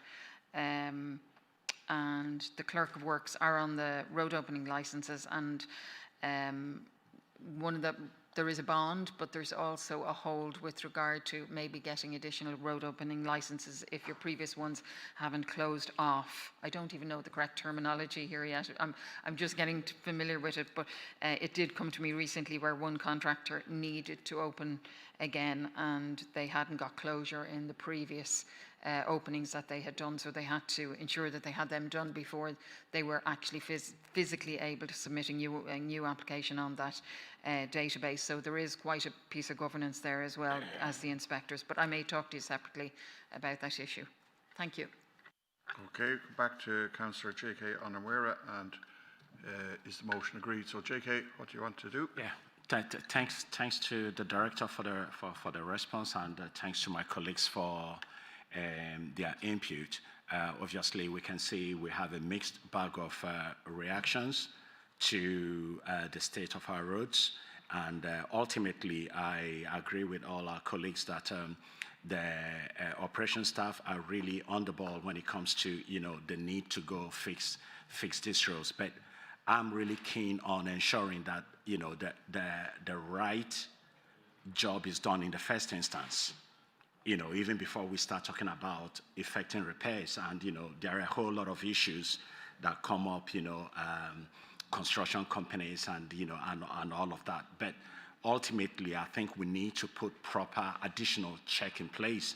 I see there is already something, but whatever helps to ensure that we are not spending extra money where we don't need to, I think that would really be helpful. So on those grounds, I thank you for the response, and I thank everybody for coming in, and I accept the report. Thanks. Okay, report accepted. Okay, we go on to number 31, Councillor Evie Tormey, scheme to tackle graffiti along railway lines, and seconded by Councillor Owen Dockrell. Thank you very much. There's a significant ongoing problem of the level of graffiti that is visible in Bayside and Baldoyle in particular. So I'm talking about like Baldoyle Industrial Estate, Kilbarrack Industrial Estate. There may also be other places around the county. I did look on Google Maps. I wasn't super sure, but it didn't really look like it. But the reason I put it forward is because obviously it would be a council expense, so I put it forward for the council meeting. I have tried to engage with the management companies of these industrial estates to paint over the graffiti on those buildings. I've engaged with the owners, and they don't want to put the money into it for fear that it would just get graffitied over again. But it's the same graffiti that's been there for years, and it just looks absolutely horrendous. But I totally accept that there is a risk that that may happen, which is why I'm asking for it to be a one-off scheme, because I do abhor wasting taxpayers' money, but I do think this would be of benefit to the area to do this investment. It's a bit disappointing because this report actually doesn't really address the merits of what I'm asking to be done. The towns and villages funding does nothing for Bayside and Baldoyle, and these areas really do suffer from being unable to access various funding streams that apply to other areas within the county. And it's also too big of a paint job, given the size of the buildings, to just ask volunteers to apply to certain grants to do it. So it does need to be professionally done. But I do anticipate it will be easy to get the permission of the owners to go in and just do a paint job. There is a significant local population who would benefit from living in a nicer looking area, alongside the significant tourism and visitor numbers who visit the Dart Line to Howth. We're spending thousands to advertise public transport to Howth through Explore Fingal's budget, so it doesn't make any sense that we wouldn't invest a little bit to make the experience and area nicer for everyone. And I really would hope that the councillors can support this request, and I think it would be interesting to see as a project or type of project how that actually goes, because obviously there is a big issue with graffiti around the place, and it really does detract from the quality of the area. So thank you very much. Okay, Councillor Malachy-Quinn. Yeah, I understand and I concur with what's being attempted here by Councillor Tormey, but the particular area, as everyone would be aware, we're bordering on Dublin City Council, Fingal County Council, and I would suggest that possibly what we could do is that Fingal, Dublin City Council, and the companies that are in the industrial estate could come together, and both councils could a percentage towards cleaning it up, and that the companies could put, say, 75% towards clearing it up. There'll be an incentive from everybody there, and I completely understand what Councillor Tormey is saying there. I mean, you get on the Dart, you're coming from the city centre out to Howth, you arrive in that particular Dart station. A lot of investment needed, a lot of work needed on both sides, whether that be Kilbarrack Industrial Estate or that would be the Donaghmede area, which would be Dublin City Council. And Fingal, in fairness, have done a lot of work in Kilbarrack Industrial Estate. So I just think that a combined approach by the companies and the two local authorities might be very good and positive. Okay, Councillor James Humphreys. I just want to echo what was Malachy said there, a joint approach, but I'd also like to add that the Department of Justice at one stage did have a grant scheme for private companies and private houses that they could avail of to paint over graffiti on their premises. So I certainly would like to know if that grant is still available to companies before I'd vote on introducing a new one. Okay, so we'll go to Sinead Murphy for a reply.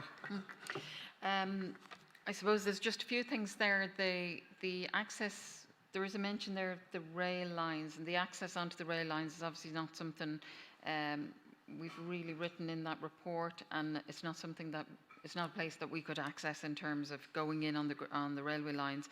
The management companies in the areas you're talking about with regard to graffiti, obviously there is a process in place whereby the graffiti is logged by the operations department, either if it comes in on CRMs or emails or whatever, and there's I suppose a certain prioritisation. If it's offensive graffiti, it'll be removed immediately, and otherwise it is given to the probation service and they deal with it in a list of priorities themselves. We'll certainly be happy to help you talking Councillor Humphreys with regard to the Department of Justice and that grant scheme, because I'm not at all familiar with it. And if there's any sort of working together that we can do in terms of discussing what we can do in the public space, that is good, and we can certainly advise if it's a private development and so on, what perhaps they could do in terms of what we do in the public space also, but it's not an area that we'd be going into to be clearing the graffiti on. Okay, I think we'll go back to Councillor Tormey. I know this is a different scheme, but there was a scheme to paint shop windows and all sorts of things on streets, to enhance streets, and I don't know if there's anything there or whatever. And I'll go back to Councillor Tormey. Let Councillor Tormey deal with it. No, I've just said that like the Bayside and Baldoyle can't access that. And I was talking about I'm not talking about going onto rail lines. The rail line exists and is used by people on the Dart. It's the two industrial estates that are either sides of the rail lines, and you can see it's just graffiti. You drive up Verbena Avenue, it's graffiti. Verbena Lawn, you just see graffiti behind the houses. You see the graffiti from the Dart. It just takes away from the area. I have tried, by the way, and that's not Dublin City Council's area at all. The Kilbarrack Industrial Estate is Fingal County Council, Baldoyle Industrial Estate is in Fingal County Council. And I have tried to find a management company for Baldoyle Industrial Estate. I even asked the council, who are they? Nobody seems to know. Okay, so the answers that you're giving me, you haven't actually investigated the issue. So I would appreciate if you maybe you can come back to me with a proposal. You can go and talk to them yourself. But I have been elected since 2019. I have tried on this issue since I was elected. That's nearly 7 years. Or 7 years, actually, probably this month. Okay, so I'm asking, we put money into community centres. This isn't a huge amount of money.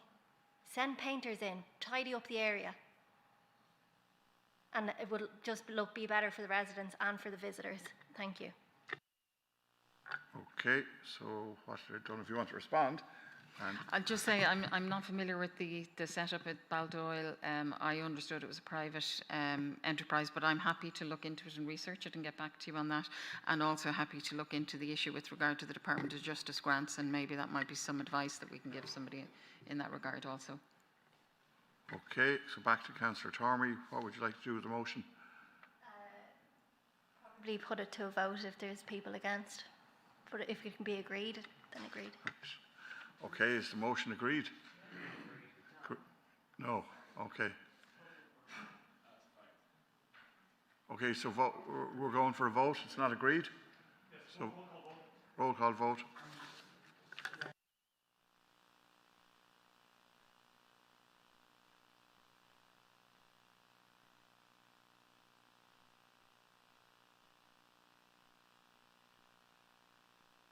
Sorry? Oh, yeah.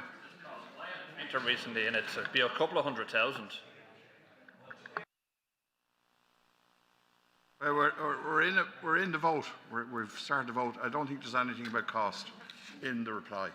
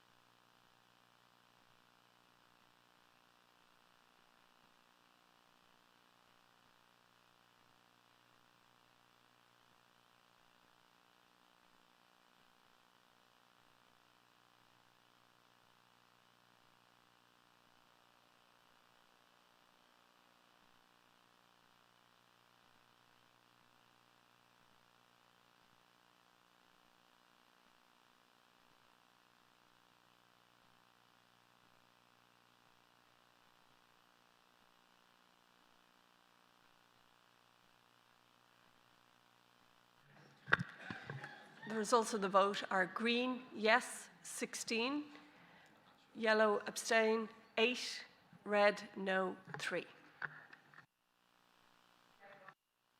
So the motion's passed. Thank you. We'll go on to number 32, Councillor Mary McCamley, proposed by Councillor McCamley, I presume, and then seconded by Councillor John Walsh.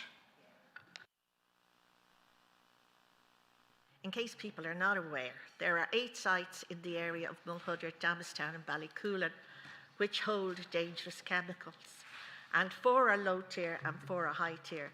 And I note from the manager that there was another site included since the development plan. I think it's AstraZeneca.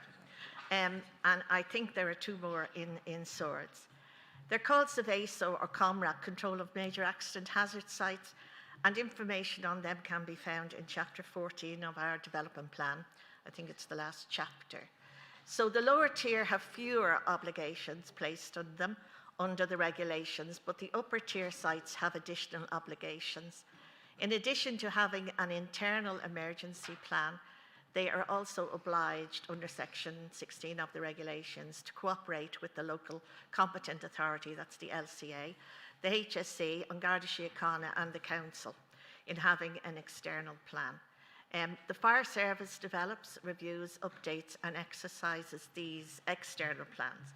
And I was told that there are no SEVASO sites in the other Dublin local authorities by Paul O'Reilly in Dublin City when I wrote to them.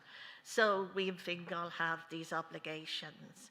The external emergency plans, or the EEPs, take place usually, I'm told, every 3 years, where both on-site and off-site effects are examined in the unlikely event of an incident occurring on such sites.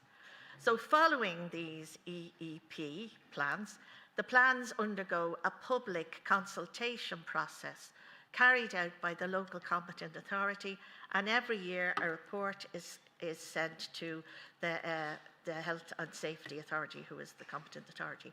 So I just want to know, what does a public consultation look like?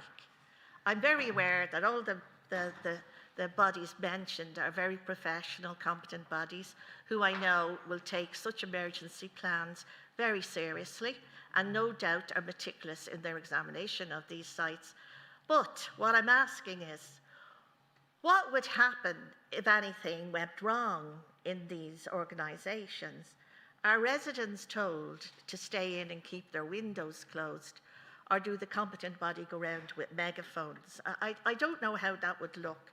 We all know that there has been a huge development of residential estates in the area where I live, with hundreds of new houses which are being built nearer and nearer to these industrial estates. And we also have a number of schools, both primary and post-primary. And when these SEVASO sites were initially established, the area was not built up as it is now, and traffic currently can be a problem for the movement of emergency vehicles. I have visited Alexa AstraZeneca twice in the last few months, and I've witnessed that it has been developed and extended its buildings enormously. And while we are lucky to have such a company in our area developing as they do medication for breast cancer, I worry that the other sites on this site are growing exponentially without the public being aware of what chemicals are being used near their homes. Thank you. Councillor John Walsh. Yeah, thanks to Councillor McCamley for bringing forward the motion, and I think Councillor McCamley covered most of the points. Just a couple of quick points. The SEVASO 3 directive, which comes from the European Union, came into force in 2012, and that aims to prevent major accidents and limit their consequences and harmful impacts on human health and the environment. So I'd just be interested to know, just having a look at the reply, what are the obligations of the Council under that EU directive? There's obviously obligations for the HSA, but I would be interested to know what are the Council's obligations. And as Councillor McCamley said, we very much value the jobs, the innovation of those companies, but it's also really important that we plan for the unlikely event of a serious accident, because the consequences of such a serious accident are quite dramatic. I mean, the SEVASO, some members may be aware, comes from the original accident that occurred in 1976 in Italy, where a chemical plant essentially malfunctioned. It overheated and it released a cloud of dioxin gas into the air. Now, that was at a time when obviously safety protocols were less well developed, but nonetheless just shows the potential seriousness of what might happen in extreme circumstances. Thanks. Thank you. Councillor Breda Hannafy. Thank you, and I want to thank Councillor McCamley for the motion. Now, I'm just wondering, what is the protocol, God forbid, if there were ever a spill, whether it be a leak or airborne? And has any of the local schools, businesses been informed what to do, what is the drill if there is a leak. Thank you. Okay, I attended the opening of AstraZeneca with the Taoiseach, a very successful company. I know this motion is before us, but I was under the impression and assuming that these are all regulated and should be regulated, and I commend the councillor for asking the questions. But maybe I'm making the wrong assumption, but we'll go to Mary Egan now and see, are they regulated properly? Thank you, Mayor, and thank you, councillors. Yes, to answer your question, they are regulated, and as Councillor McCamley outlined in her fairly comprehensive contribution in relation to the regulations that apply to these sites that are located in our county. And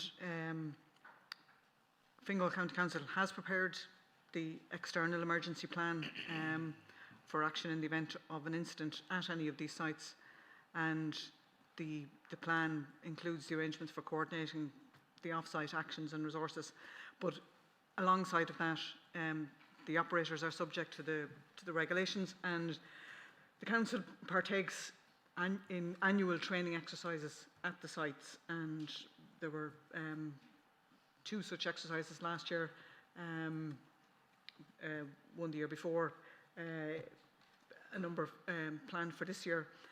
They're carried out by Dublin Fire Service, who, as you know, act on our behalf, and they are exercised regularly. And obviously,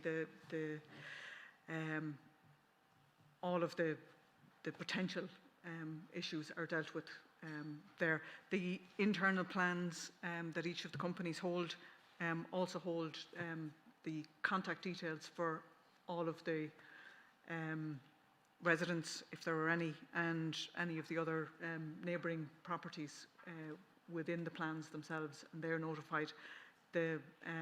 Obviously the Health and Safety Authority will also be involved. So those plans are exercised on a regular basis to ensure that they're still in place, that they're robust, and that the Dublin Fire Service on our behalf are satisfied that all of the emergency plans are in place. I could suggest that maybe Dublin Fire Brigade could come in and give us a presentation, if that would be useful. I think it might be. But it would be nice in and just in detail tell us, because what is a public consultation? I don't know what a public I've never heard of anyone being consulted. Okay, Councillor Brennan Ryan, we're on the 3rd motion here, and we've 25 minutes left. Councillor Brennan Ryan. Thanks, Mayor. Just in response to something that Ms. Egan said, she said there's an emergency plan in place for these sites.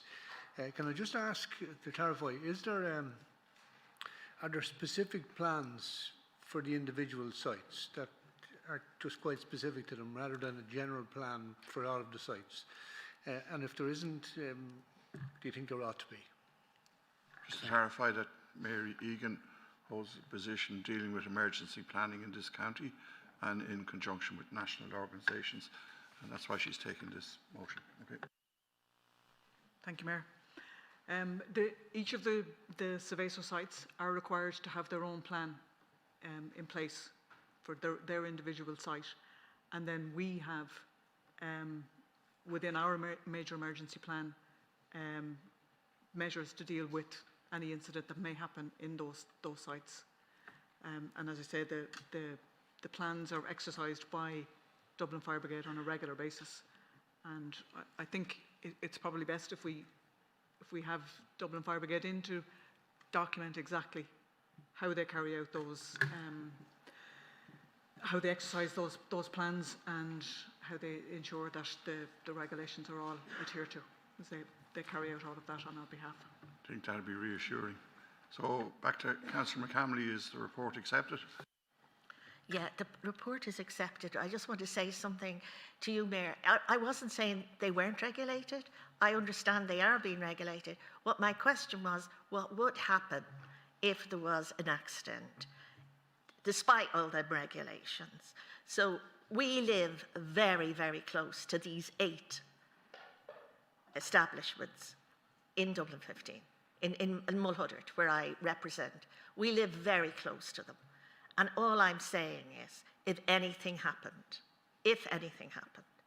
how am I being consulted? Who tells me what to do if a big cloud of poisonous gas comes across the field at my house? That's what I'm actually asking.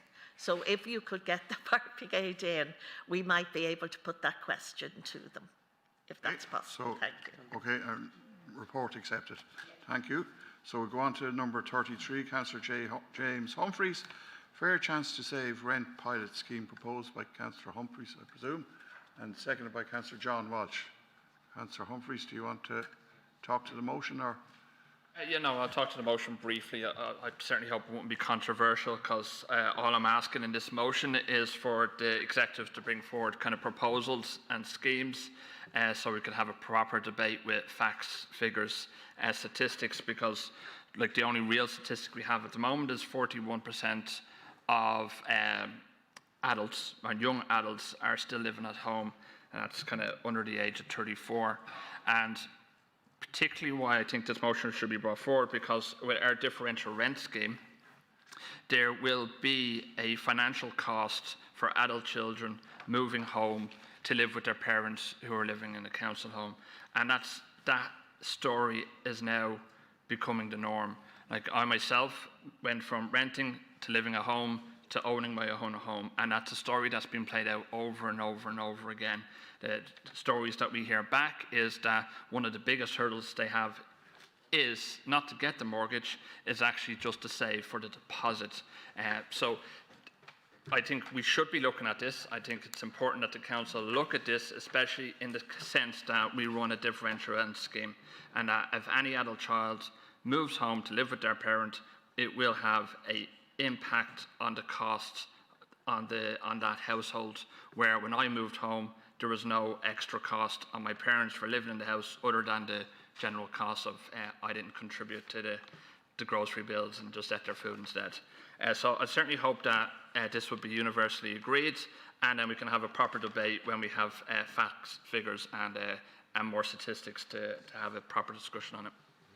Okay, we'll go to Paul Carroll for a reply. Yeah, so as I've set out there in the report, I suppose we would see the differential rent scheme as being quite a robust support for people to make to save when they're paying a heavily subsidised rent, in effect. In terms of the other supports that are available for first-time buyers, there's a number of national schemes that are available. Across our own affordable purchase scheme, which the Mayor mentioned, we had our 1,000th affordable purchase applicant successfully approved recently. The Help to Buy scheme, First Home scheme. So there's a number of different measures that are operated at a national level, and that's probably really the place for a pilot scheme such as this to kind of capture all the complexities of identifying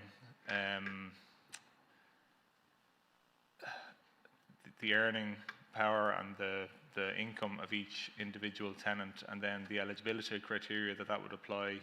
There'd be a huge amount of engagement with revenue, for example, to kind of ascertain, get certainty on income levels, and then to establish how that would work in terms of confirming that that's actually going towards benefiting a first-time buyer. So we would see there's a large number of barriers there. There's no legislative basis for us to do this as a local authority either. So it would be our opinion that this, whilst it's not necessarily a bad idea, I suppose it's something that would be maybe bigger than Fingal County Council to deliver on even on a pilot basis, and certainly on a standalone basis for us just as a local authority. And it would need more of a legislative underpinning at a national basis for us to take something like this forward. Okay, so Kieran, Councillor Dennison. I agree with the sentiments of it, but I'm not sure how it would work, certainly not on a Fingal basis. I mean, how would you establish that somebody is saving for a mortgage? I think what you'd be doing is effectively giving free rent to every adult child that's living in their parents' home. So I think it would need to have some sort of national scheme, some sort of saving scheme behind it. So it needs discussion elsewhere. I'm not even sure if it's being discussed at the SPC here or anywhere nationally. Okay, that's a good point. I was going to ask that. Did it go through the SPC for examination, shall we say? And while I'd be sympathetic to it, it's the method and how you do it. So, for example, if it was a national scheme and the money was saved in a special government account, which was designated for housing or whatever, as a deposit nationally, you could see it working, maybe. But I don't know how we'd proceed on this now with this.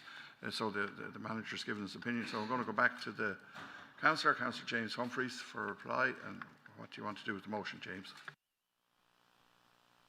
I'm glad I kind of left that kind of very wide open. There's no specific scheme mentioned in my motion. As I can see, it's just a range of options, including capping, a rebate, or as Councillor Denison recommended, a dedicated separate kind of escrow account that they put their rent into instead of their own bank account or the council's bank account. So there's a range of options which should all be teased out with a report. I'm quite happy and would welcome that the report would be given to the Housing SPC for further discussion when we have these details that I've been asking for in the motion. So I am certainly moving the motion and would ask for support in voting for it.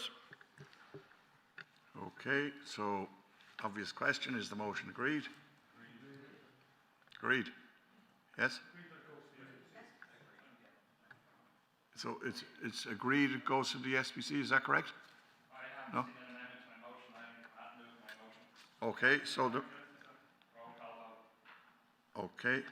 roll call vote requested. So we go to roll call vote.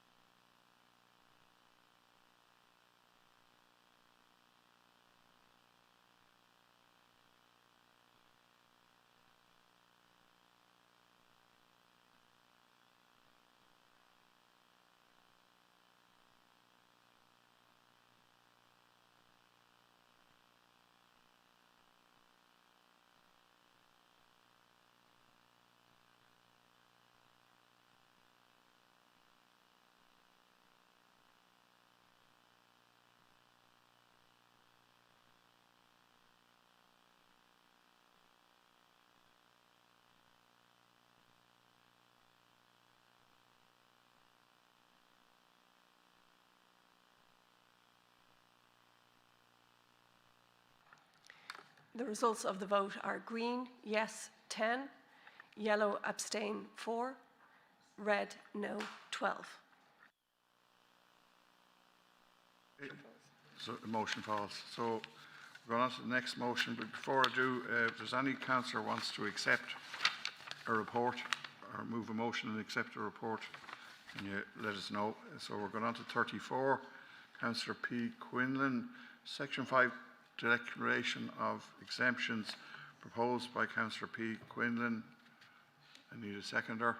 Seconded by Councillor Sheehan. John. Okay. Go ahead. Thanks very much, sir. Thanks very much for the report. The one, because the item's been on the agenda for a while, it's just the report previous in May, and just stipulated that it only came into effect on Tuesday the 7th of April. I'm just wondering why it just wasn't a process in any way, that they weren't just listed in the first place, like most other local authorities around the country. And that's my question, but I'll be accepting the report. Accepting the report. Yes. We'll get clarification. Roisin, do you want to take that? And Joe, do you want to speak on this or something else? Do you want to speak on this particular item? It's about your motion or whatever, is it? Yeah. Okay. Well, then we get clarification here from Roisin. And Brian, are you Breen? Okay. Well, then I better go to Breen. I'll come back to you, Joe. Yeah. I just note that, again, this is an attack and looking to constantly raise and attack some of the most vulnerable people in our society, and I am really disappointed that Aintu are seconding a motion from the National Party, who are a fascist party, and who are avowedly. We have to speak to the motion, please. Who are a fascist, party. Can we speak to the motion? I think it's I think it's a very sad day when Aintu are back in the fascists. I don't know if that's relevant to the motion at all, but anyway. So can we go to Roisin now for reply? Right. What's the point of order? And is it well? Go on.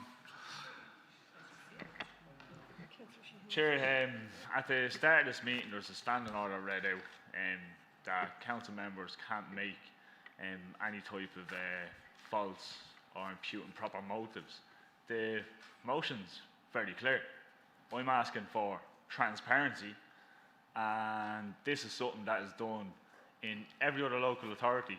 To my knowledge, Dublin City Council do it, South Dublin County Council do it, Meath County Council do it, so on and so forth. I would ask for the chair to direct the councillor to withdraw his comments, because he is imputing improper motives here. This is a discovery question, that's all it is. It's access to information. Okay. And it was the same the last time around. The council had things to say about that as well, so we did. Okay. So, Councillor Sheehan. Yeah, I'd like him to withdraw those remarks.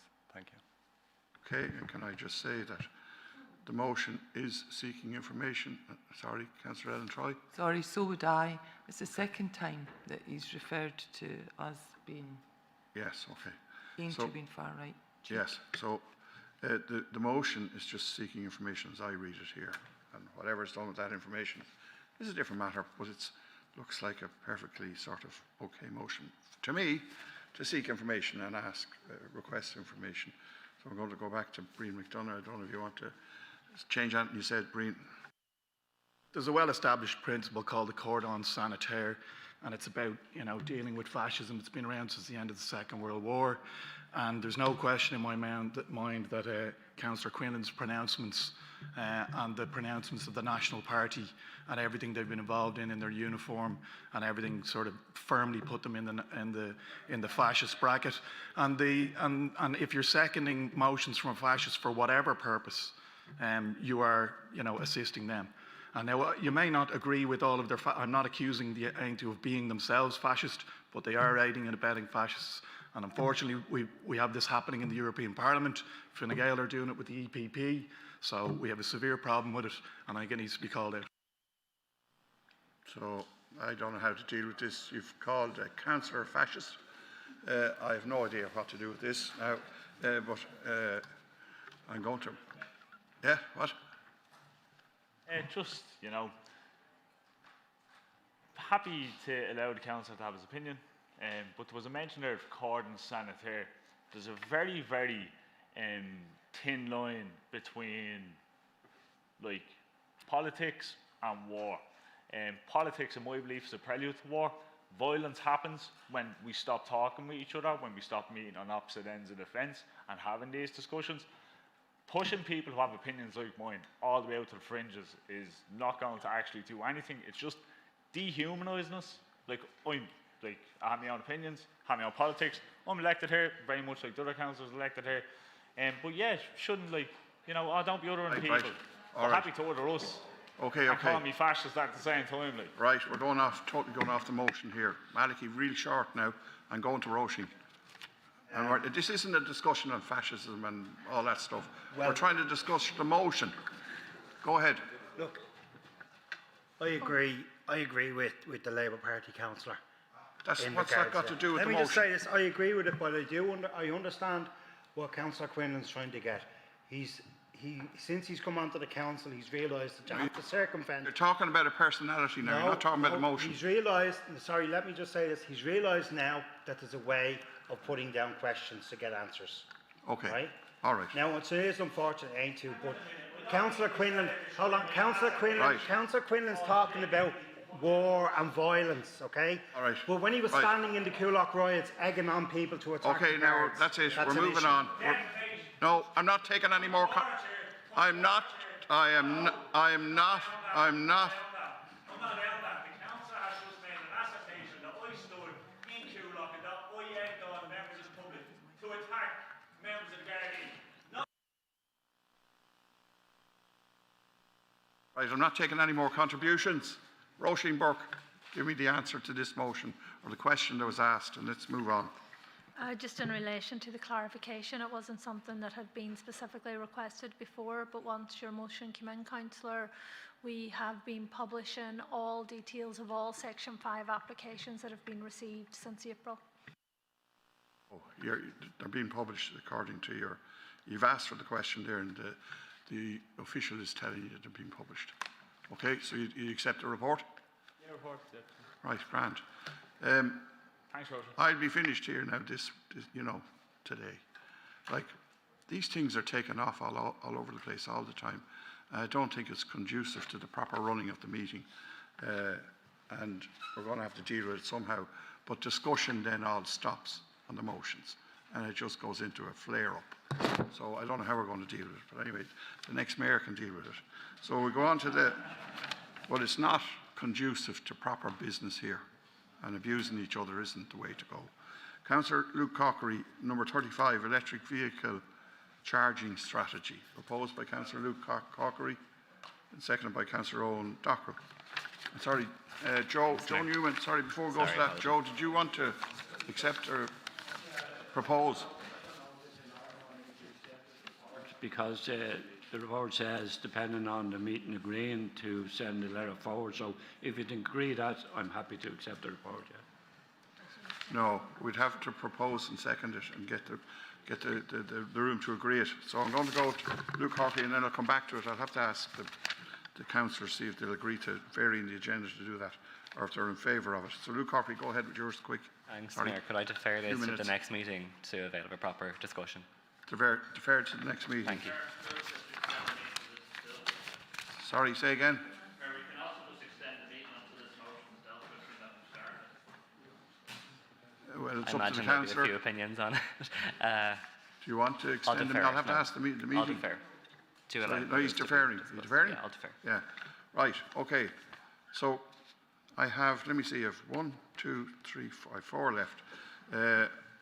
Councillor Newman has asked me to put it to the meeting to vary the agenda so we can take his motion, which is, okay, would you agree to that, which is about gas boilers, and he has a particular case, a gentleman that needs one.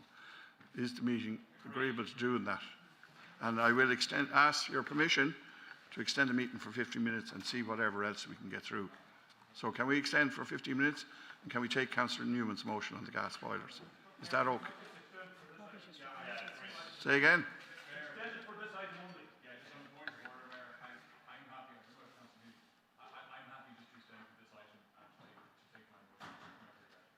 Okay, so to extend for this item only. So we'll go to Councillor Joe Newman, proposed by Councillor Newman and seconded by, I'll second it, by Councillor Angela Donnelly seconded. Yeah, go ahead. Thanks very much, Mayor. I just want to give you a bit of an insight into why I've put this motion forward. Recently met up with a person who's had a stroke and they now have exceptional medical needs.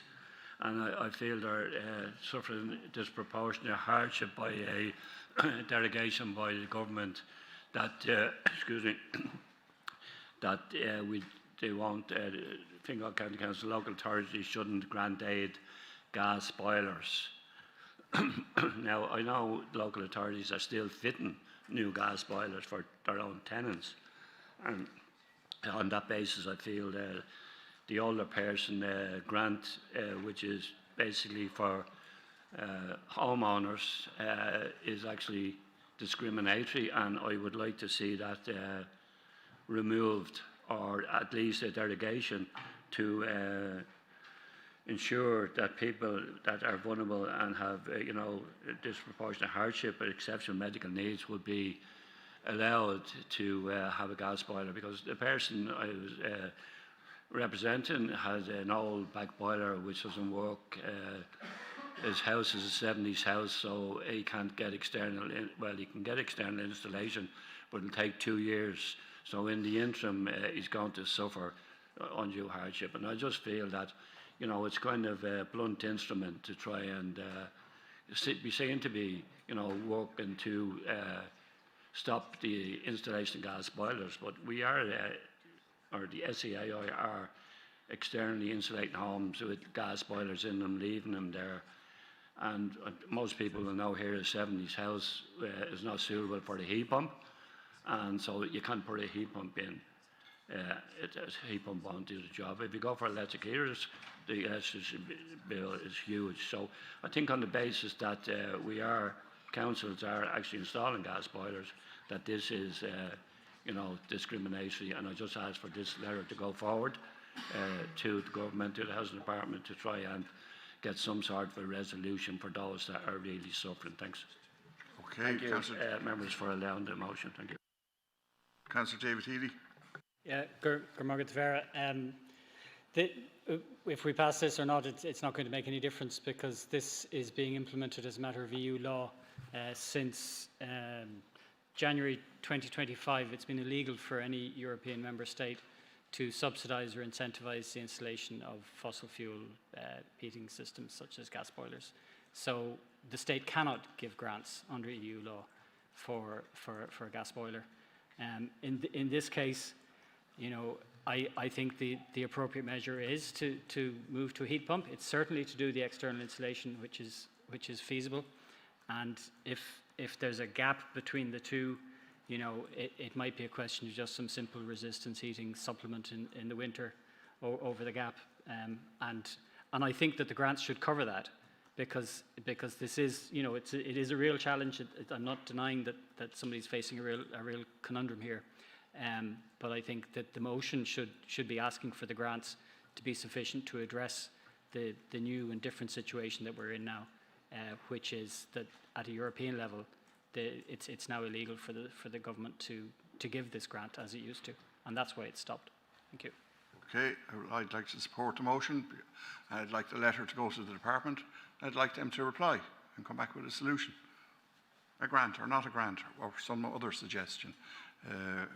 There's a thing called a grandfather clause. I know David's saying it's in already. There used to be a grandfather clause where you could extend out an existing system until people got used to it and all that sort of thing. Anyway, I think the letter should go to the department and the case should be made, and let's see what they come back with. Is there some other solution or something they can suggest to help out cases like the one Councillor Newman is making? Back to Councillor Newman. Look, I know the Green Party, were supportive of a just transition, but the concept of a just transition is being thrown out the window here for one or two people. If you take the waste that's going on all over the country and all over the EU, and the CO2 emissions that's been caused through war and everything else, why should we discriminate against a vulnerable person and say you can't have a gas boiler, but the social tenant down the road can have a new gas boiler? So why don't we just stop them all, you know what I mean? And then that's fair, but and I take Councillor Healy's suggestion about in the interim, this person's had a stroke. He's no income coming in.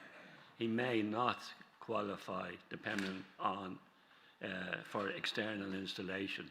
So we just need to have some compassion and some consideration for people. So I'm just simply asking that we send a letter looking for it, but according to Councillor Healy, it's going to come back and say, no can do. So we have a situation that we need to try and address. And if this doesn't do it, well, then we'll have to look at some alternatives. But I am asking the councillors here to support my motion. Thank you. Okay. So is the motion agreed? Agreed. Okay, motion agreed. All right, thanks very much. Thanks very much, everyone, for all your cooperation over the last 12 months, and I'll speak at the AGM. Thank you.